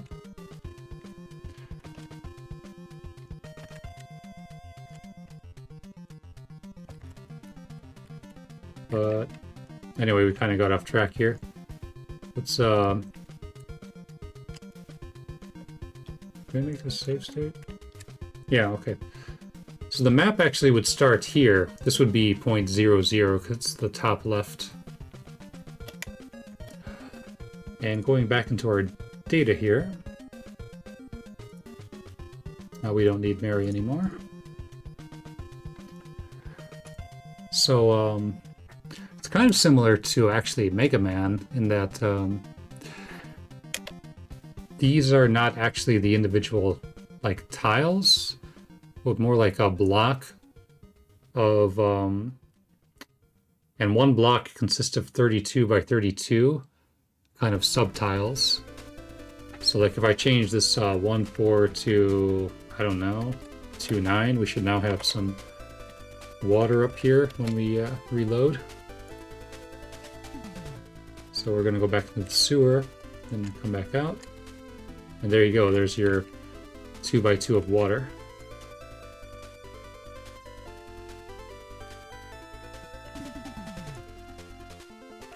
So we'll change that back. The code that I was really interested in trying to find though is how do we like and I did find it for the overworld.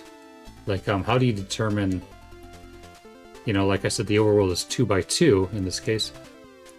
How do you determine that for these sub areas actually? It's pretty common. Yeah, I think so. It's, I guess it's, you know, it saves space, but it's not really the most versatile in the world. Like the actual definitions for these are, I think they're in bank 4, right? Yeah. So like these 16 values are actually, oh, Shatterhand also does it. Interesting.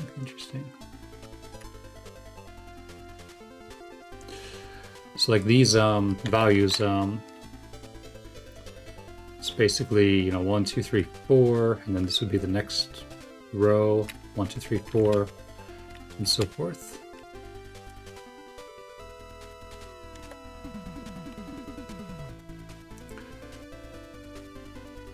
And then these, of course, are the actual tiles in the game. So, like if, you know, I changed I don't know, this to, 1, 1, 1, 1. I think that's text.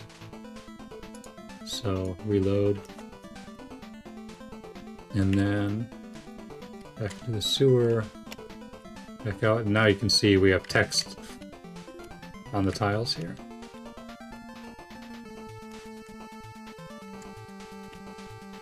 Same thing over there. Of course, we got guys coming at me. Goal is to expand the database to hold more entries so that I can make more detailed stage graphics. Yeah, very cool. Very cool.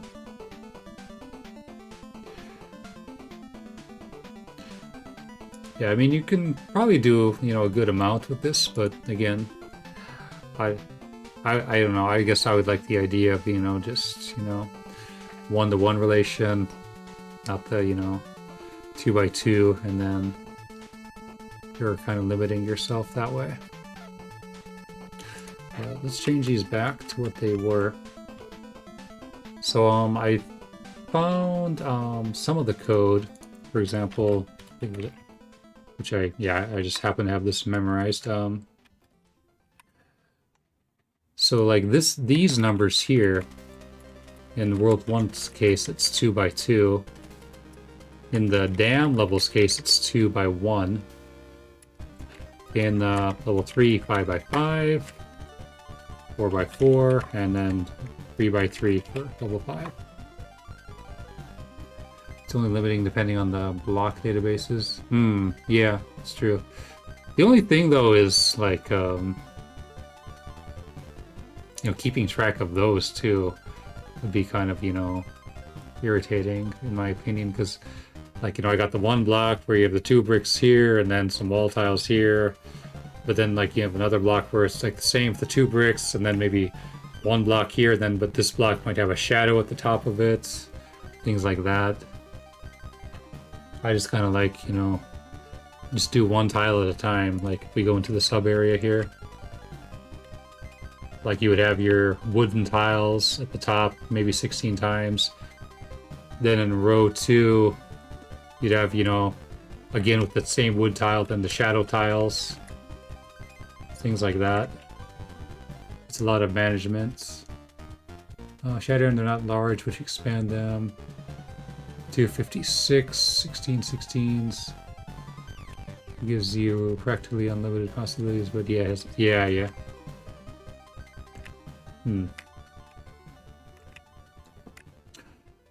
Yeah, like when I made my game, in fact, the level data is actually compressed. So in my case, you don't see it. Like what was I gonna say? It uses a combination of RLE and LZ for the compression. So even though a room is 192 tiles, you can get that way down.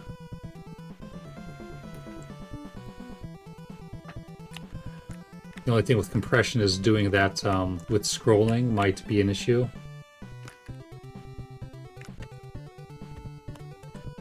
But what I wanted to figure out though is I figured out how, the overworld does, what defines how wide, what defines how tall it is.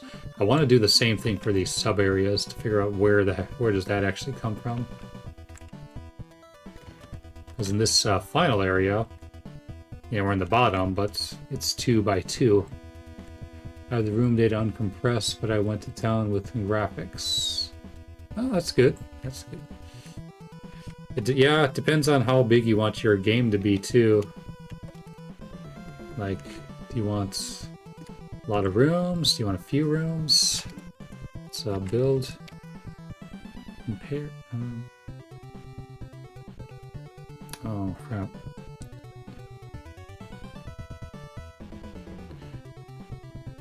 Alright, I'll have to figure out what those discrepancies... Oh yeah, that's right, that's the turtle damage, that's what it was. Those, since we're on that topic though, just so I don't lose the original... Yeah, just subtract 200 from these, okay. I want to keep the originals as much as possible without having to remember a lot of things. So we're going to comment out the originals. There we go. Okay. Anyway, though, yeah, what I wanted to figure out is how the sub areas determine how wide and how tall they are. For example, in World 1, like if we change this to 1, 4, it's still gonna, you know, have 4, but it's gonna be 1 wide and 4 tall. So if we start a new game, notice that the map doesn't scroll at all. And this makes sense because you start in block 2. Sorry, block 1, block 0 being the top left. This would be, you know, the second block, block 1, which is the top right. And then if we go down, you can see we can still go down, but then, you know, the river's in the way, so we can't actually proceed. But yeah, this would make World 1 be, you know, 1 wide and 4 tall instead of 2 by 2. One with PB3 is a fast compression and Tokumoto is a heavy compression. For CHR, depending on images, cut it down to almost 40%. That made a huge difference. Ah, so are you using CHR RAM in that case? Yeah, CHR RAM I like because it's versatile, but I dislike because it's slow to write to RAM.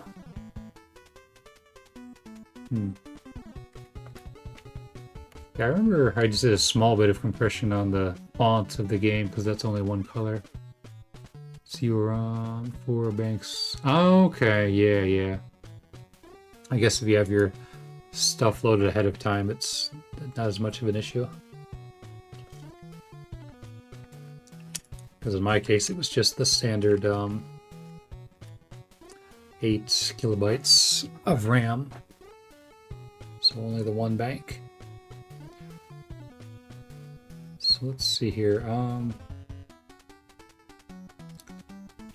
Let's go to the code where you're actually loading into a room.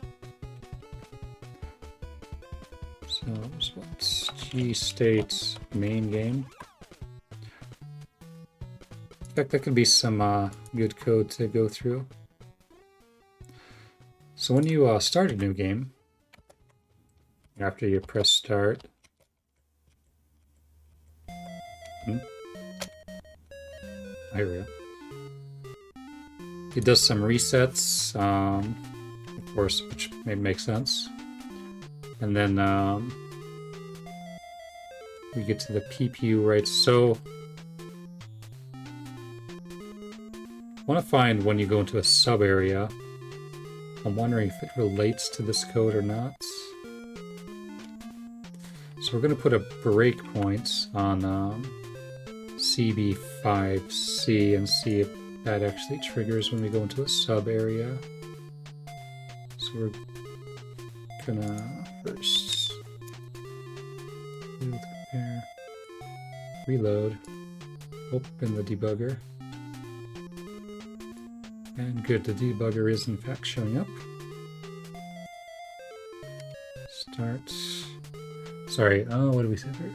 CHR loads only happen at the start of areas. Load 4 banks and then use them for animating. Yeah, absolutely. Heavy compression is used for more heavy things like cutscene images. Yeah.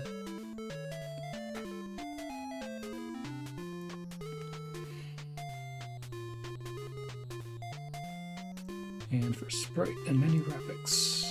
Oh, cool.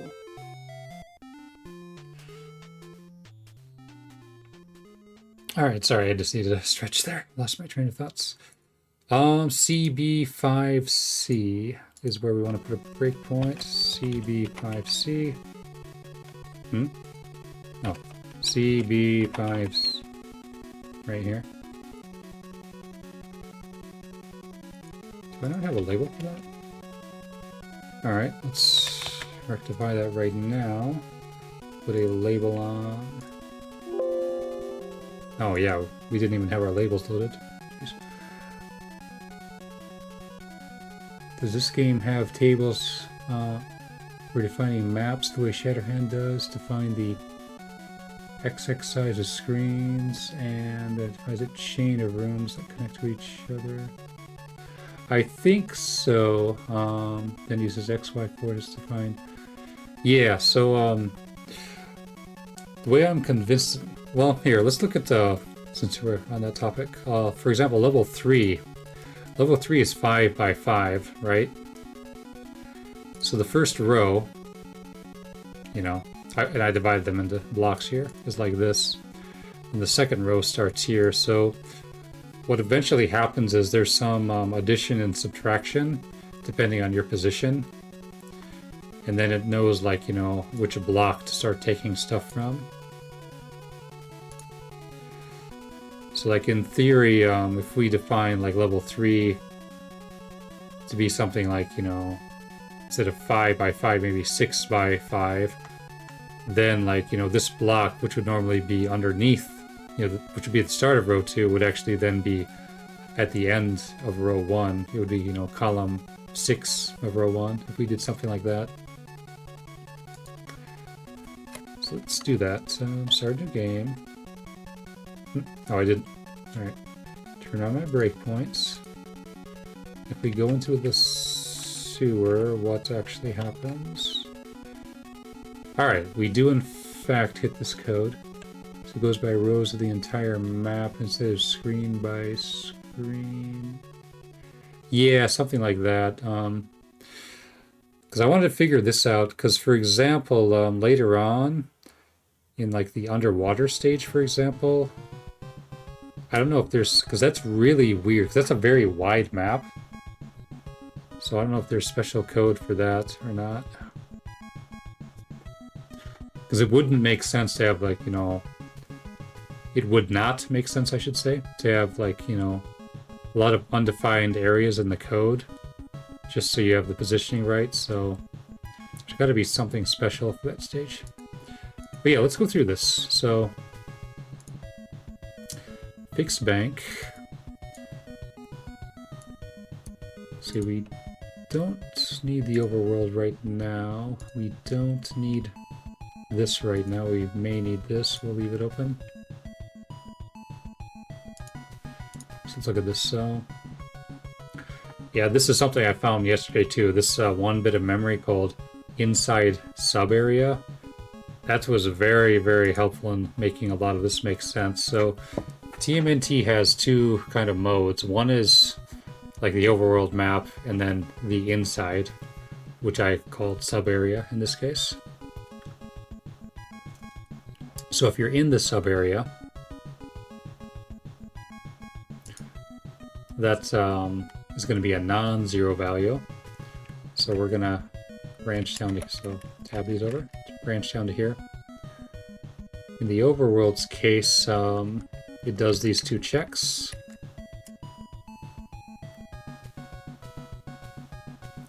So let's execute our code little by little.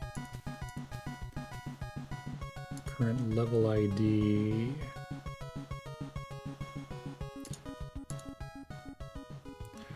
So we're comparing to 4, which in that case is level 5. So check for level 5. I think level 5 has some special code where you're looking for the Technodrome. And check level 5, which is right here. And it's looking at the sub area, and then if it's not that sub area, then it just continues. So obviously we're not level 5, so that's not applicable. So we'll skip over that. So this kind of backs up.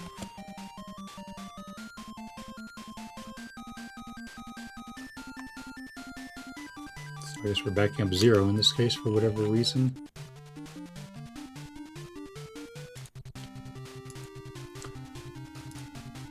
No idea what 3C is just yet. So we clear the TPU.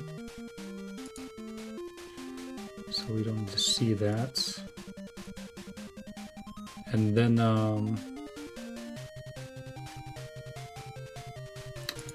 what is D3?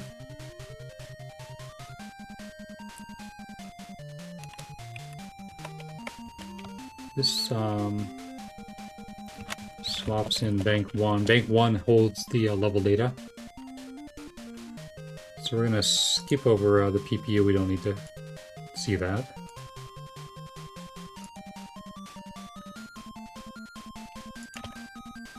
B3, 4B. That's gonna load in bank 1. So we can skip over the bank switch. And once again, are we in a sub area? In this case, we are. So we're going to go down to here.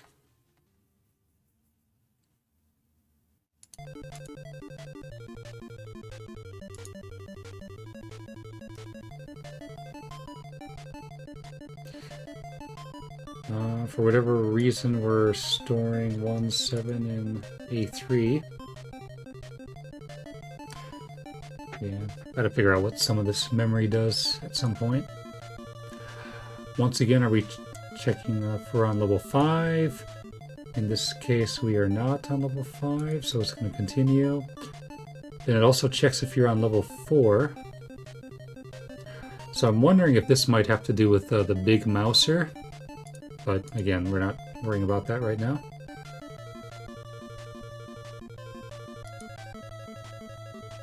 Because when you're in the sub areas and then you go through certain doors, I think what it kind of is expecting is when you go through a door, that it'll take you back to the overworld in most cases. But in certain sub areas cases, where the water stage has some special code, yeah, it very well might, yeah. So we're loading in, okay. So these tables are in bank 1. These are like the TSA pointer, level attribute pointer. So TSA is like the 2x2 block definitions that we were talking about earlier. The attributes are how we color those blocks. Current level, shift left. And then,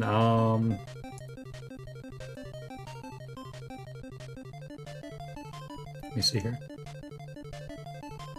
Current level ID.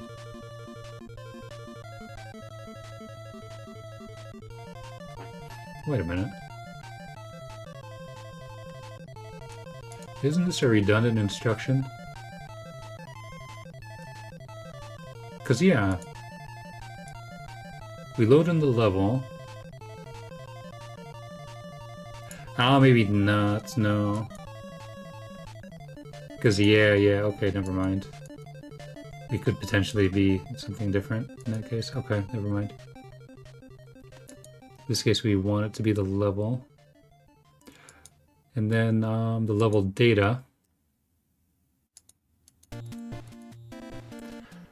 So let's have a look at that. So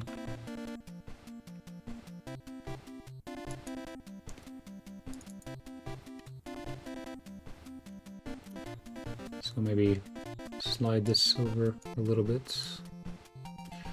So this table, 805D, are the sub areas, which is this starts here. And so, sorry, one sec here. So in level 1's case, what it kind of does is it adds some value onto this pointer to get the actual block data, which works, but I don't know. I would have felt it would be a cleaner solution to have, you know, each sub area have its own pointer and start from 0, but yeah. Because, like, you know, in the first sewer, which we're going into, that's for 0, but the second sewer, you know, you have these 4 blocks, so it's like you're adding ones, you know, 4 times, 64, you're adding, you know, 1 0 to get down to here, to the second sub area. But anyway, let's see here.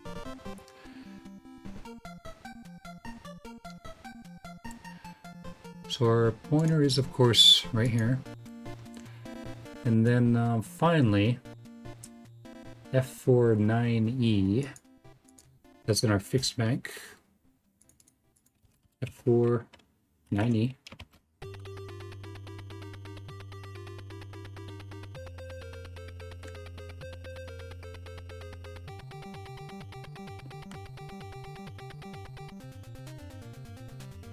that creates a pointer, in this case, to F4B4, which is this data here.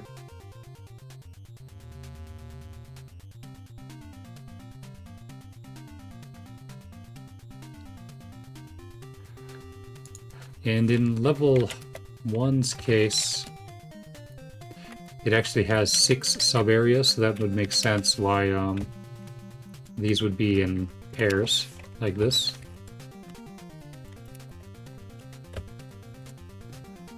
Yeah, level 2 only has the 2 sub-areas. Level 3 has 7. Level 4 has a whole bunch of sub-areas, as you can see here. So, but anyway, let's focus on level 1. So these are all going to be addresses, so change it to DWs. Same thing here, some DWs.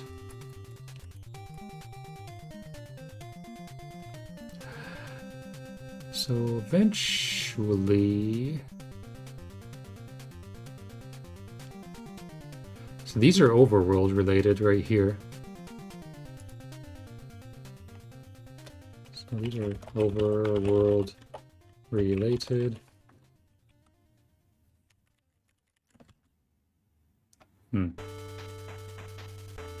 But yeah, I don't know what the follow-ups are for. Keep this off longer. Of course, this file is so big, VS Code is gonna lag. It's one of the nice parts is when I start splitting the code into files, it's much easier to focus on stuff. So this is gonna be, I guess, level 1 sub areas.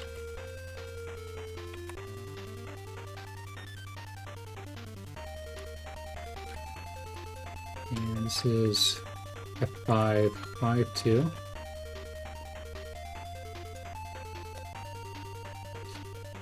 So it looks like maybe it has that same kind of structure where the beginning of the pointer specifies the width and the height, which in this case 4 and 1.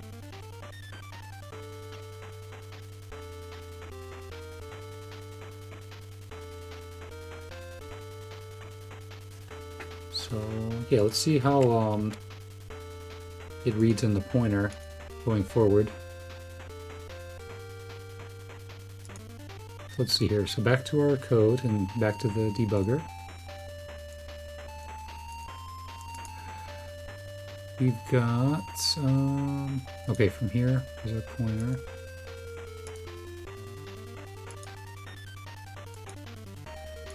So we take our sub area ID at the pointer. That's going to create a pointer to F552, which we just defined over there.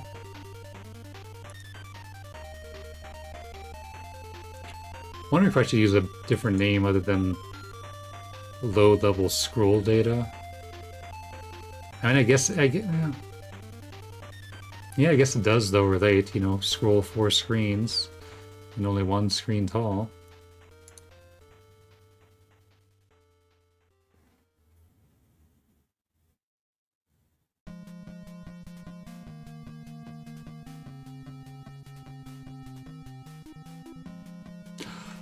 You know what? I think I just figured it out. Yeah, a sec here.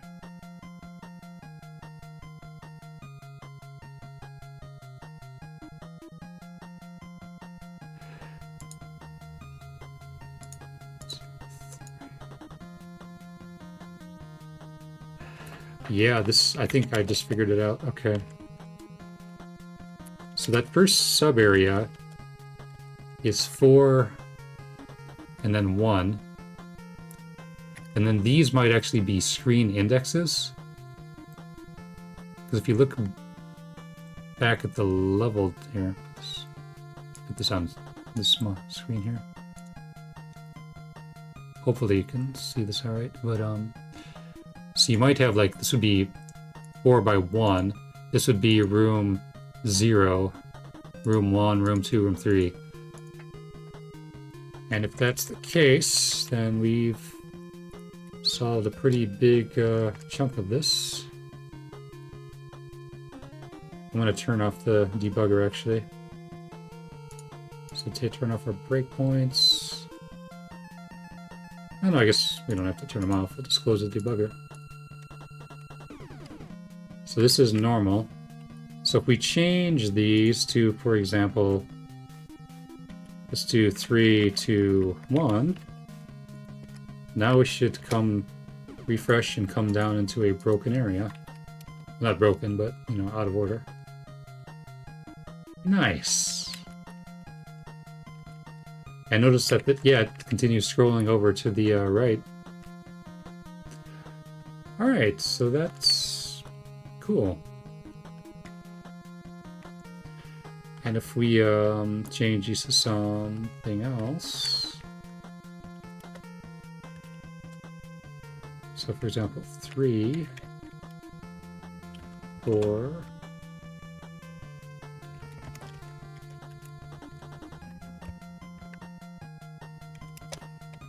3, 1. Yeah, I'm just trying to organize these in accordance. 2, 1. And 2, 2. That 2, 2 would be, yeah, that final kind of base.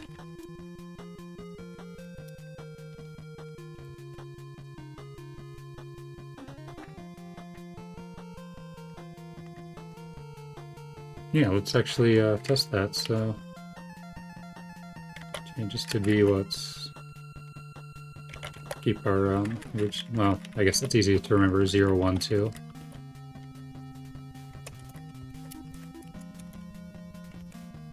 But yeah, let's try 1, 0, 1, 1, and 2, and 1, 2. And change this to 2, 2. So now we should get the... I'm guessing it's going to still have the wrong graphics, but oh, no, that's... Okay. Yeah, we got the base. The palette's obviously wrong, and the enemies are all weird, but... What is going on up there?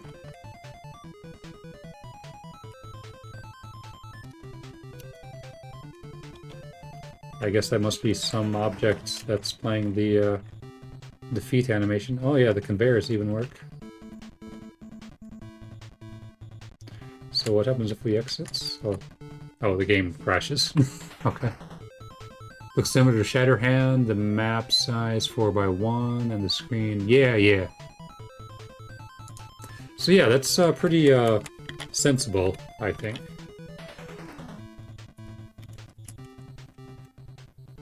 Alright, so...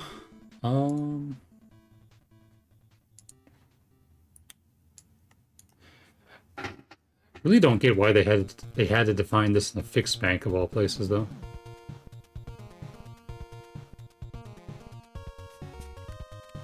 I mean, I guess since it's always accessible, but still. Graphics are probably connected to the blocks themselves. I think it's connected to the sub area rather, because there's no real like CHR switching when you're in a sub area.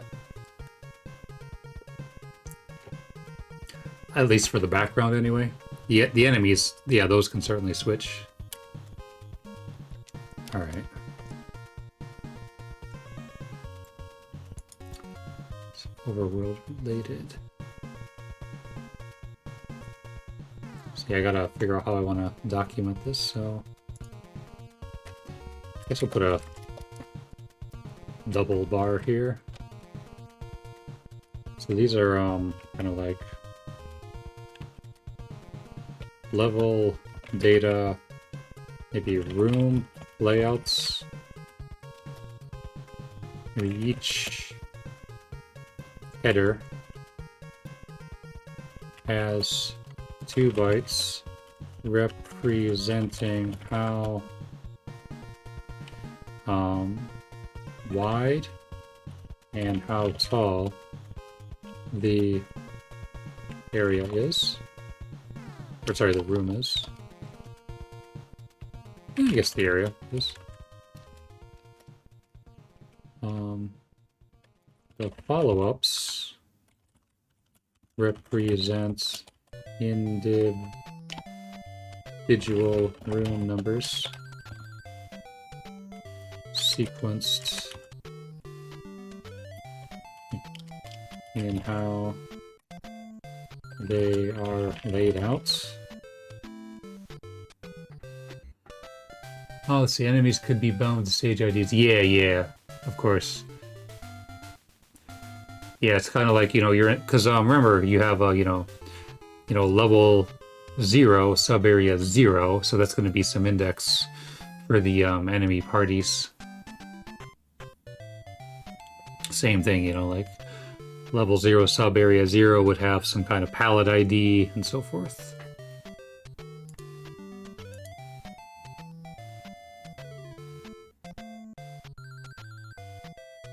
Yeah, I probably should make an MD file for the level data at some point, but not going to do that right now. So yeah, level 3's case, geez, it has 25 rooms. I mean, thankfully, these all go in order, but yeah, this would actually allow you to even repeat rooms too, if you wanted to. So level 4 is 4x4. And level 5 is 3x3.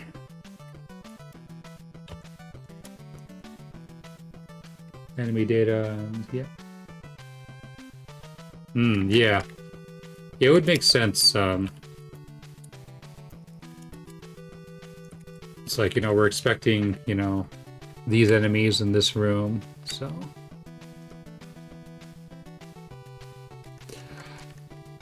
So, yeah, let's put some comments here. So this would be sub area 0, sub area 1, and so forth.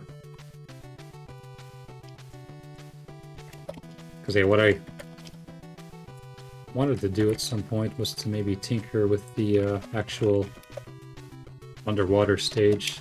I don't know what makes me want to do that, but... And then, yeah, then this would, let's see here, so 5-2.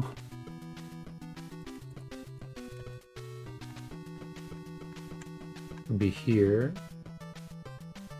And then I'm going to bet that 7-2, we're going to skip ahead with the labels here, is going to be where level 2 starts. So this should be 7-2. And if I compile and compare, we shouldn't have any discrepancies. We do not. Good. Yeah, level 2 sub-areas. Oh, let's see here. It reuses rooms in some stages. Yeah. Even has a bug related to that where one of the rooms has a secret is reused, and if you use the secret, it gets used. Oh, interesting. Yeah, you have to be careful with reusing data, for sure.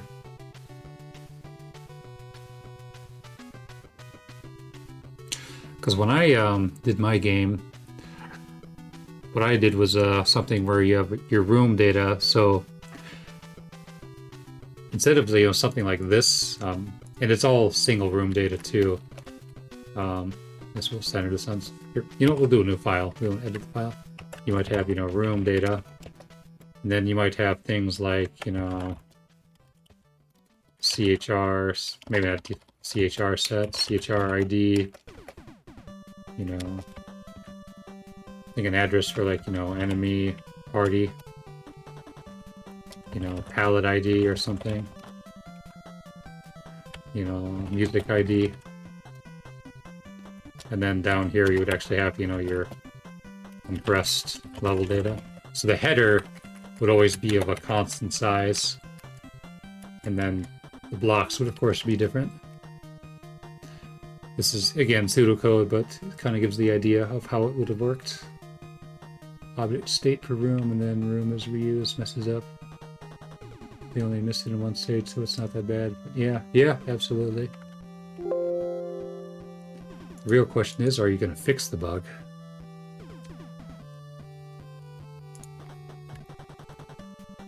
Three long.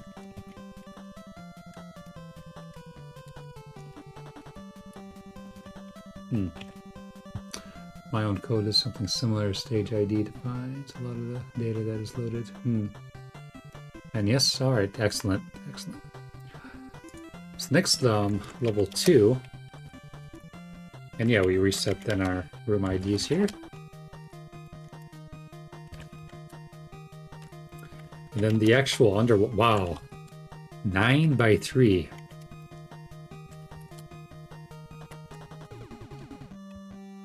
Oh, that yeah, I knew that was wide. I didn't think it was that wide, but yeah, I guess it is a wide area. 4, 5, 6, 7, 8. Right? Yeah. 9 by 3.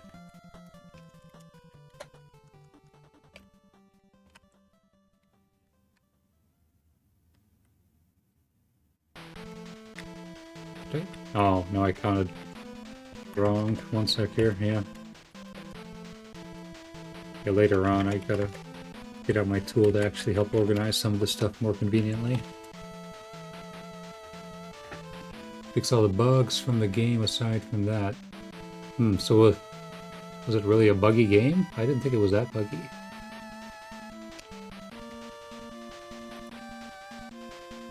Alright, so we figured out some more of the level data. Yeah. Okay, so let's continue with the code then. So, we get our scroll data. Once again, get our level ID. And from here, we grab our palette data. Well, there's a couple errors with graphics that are so small, most people... Yeah, absolutely. Yeah, you know, on the case of TMNT, like, I'm gonna reset the game real quick. Notice here on the title screen, if you look at the very top left of there, ordinarily you wouldn't see this on an NTSC TV because the top would be cut off, but you have that junk data up there. And the reason why that's there is because in the code, I'm opening the wrong thing. Let's see. Yeah, trash CHR data. Yeah. Because the screen has this weird thing at the end of V blank. Or not here. Yeah, right here.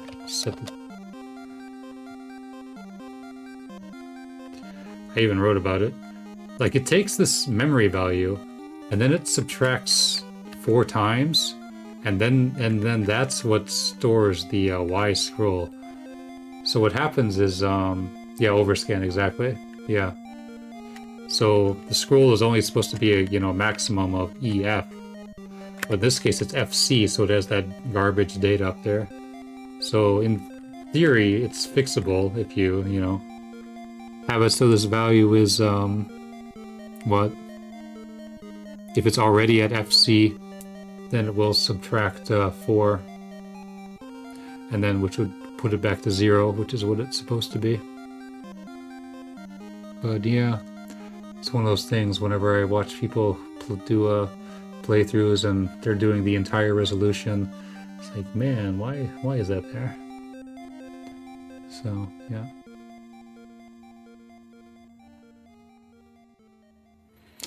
Yeah, I really don't even understand why we want to subtract 4 to begin with. Like, just set the value to 4, or set the value to what it is. And then, do the adjustments on this elsewhere when it's actually being handled. Yeah. I mean, I actually, I think I did do a thing where, so if we change, I don't know if all the labels are in place, so I'm going to change these to no ops for now. Reset. And hey, look at that, the title screen, looks fine. And if you let the intro play out, because the intro also had the same kind of thing with the junk data up there, but, it looks fine now. But when you actually start the game,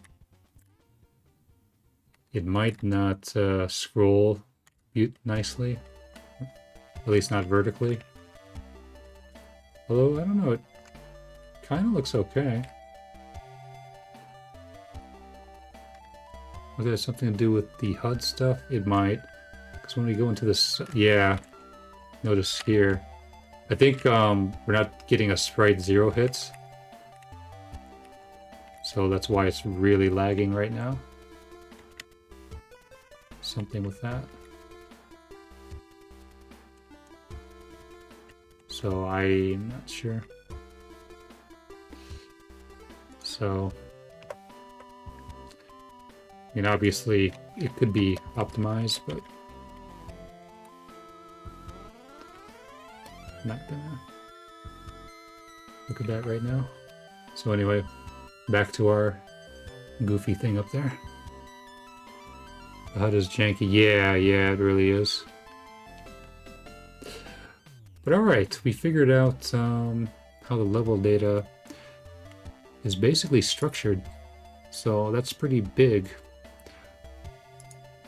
I guess we'll do a few more things before we call it, because it's almost 6:30, and in this house, 6:30 is dinner time. At least today it is. Let's see. Where was that? Yeah. So this is when we're loading the overworld.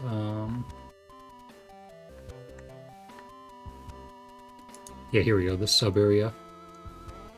So that, I think, is in this file.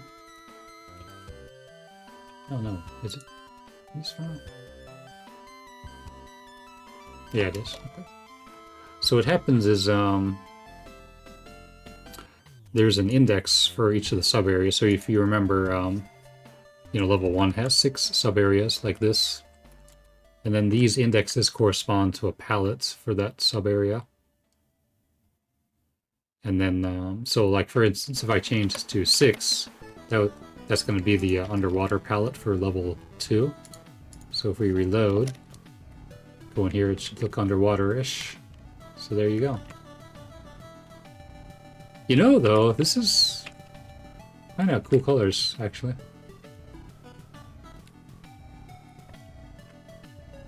So, yeah, the foot soldiers have the correct palette. The Mausers do not.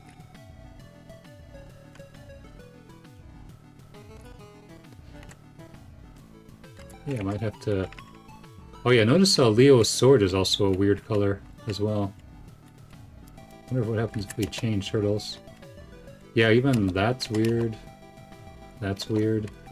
Don's bow should... Yeah, Don's bow, I guess, looks okay. And nunchucks are also a little weird. And yeah, the pizza up there is also off. I guess because when you're underwater, these things are a non-factor. So they could have maybe one more sprite palette. But yeah, if we go down here, though, it's going to be the normal colors. Because we only changed just sub-area 0. But yeah, that's pretty good. So we figured out structure. The next thing that I think I would like to figure out is enemy placement. Yeah, how does that even work? Enemy and objects, I should say. Sprite palettes are tied to enemy. Yeah, of course. Yeah. Because I don't think I have a thing for this on the stream, but oh yeah, I guess memory viewer, memory tools. So in the PPU memory at 3.5, oh sorry, not 3.5, 3F. We unpause. What is it?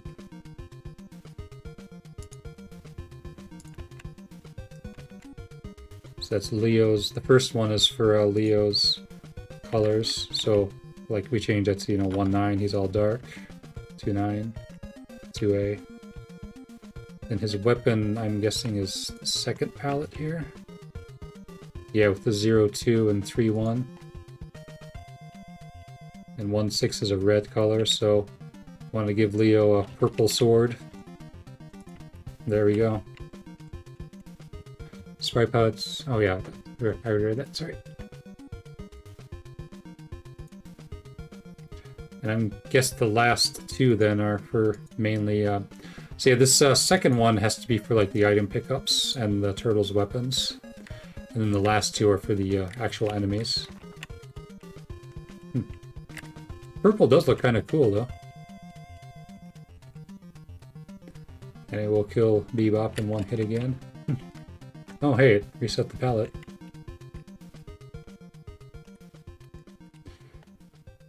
But yeah, one thing, I don't know, when I get enough figured out, I think it would be cool to make a randomizer of this game. Like, not just, you know, randomize the entrances. And by the way, that's another thing I need to figure out is, you know, when you go into this manhole, how does it know to take you to, you know, sub-area, whatever it is, sub-area 4, sub-area 3. So, yeah, that's another thing to figure out. So figuring out how entrances and exits work, as well as enemies and objects. So that'll be maybe something for next time. So yeah, today we figured out a majority of the music engine, at least the effects. So I don't think I'm going to need to do too much work there. I mean, I guess I will look at it a little bit later. And maybe see if I can make some other guesses as to what those two effects are supposed to be. But I don't know. They seem like very, very minor and very subtle. We'll get Rocksteady in one hit, and then maybe we'll call it.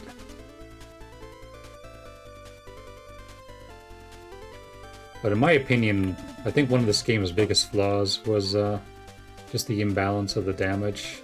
Like if you have, you know, someone like Rap and Mike, they have to be up close to the enemy. Like those should be higher damage. Leo could be mid damage, and then Don could be just maybe slightly less damage to make it more balanced. I know that he attacks slower, but still, we'll give Mikey the kill. Yeah, it makes no sense. Randomizers your to-do list. Nice, nice. Yeah, I have no idea like what I would even use to go about coding something like that. Because my main job is web development, so JavaScript, Node.js, which I guess could work, but I feel like, you know, something cleaner. Not cleaner, but, you know, something different for a desktop application. But alright, we got, yeah, we made some good progress today, definitely. Guess we'll call it here. So let's see, yeah, whenever I do these streams, I have like all this stuff open on my desktop. It's hard to keep it organized. Let's change views here. But alright, anyway, thanks for coming in. Hopefully it was enjoyable. And let's do an ending card here, and we'll find someone to raid shortly after that. So, thanks for coming in. Let's see. Here we go.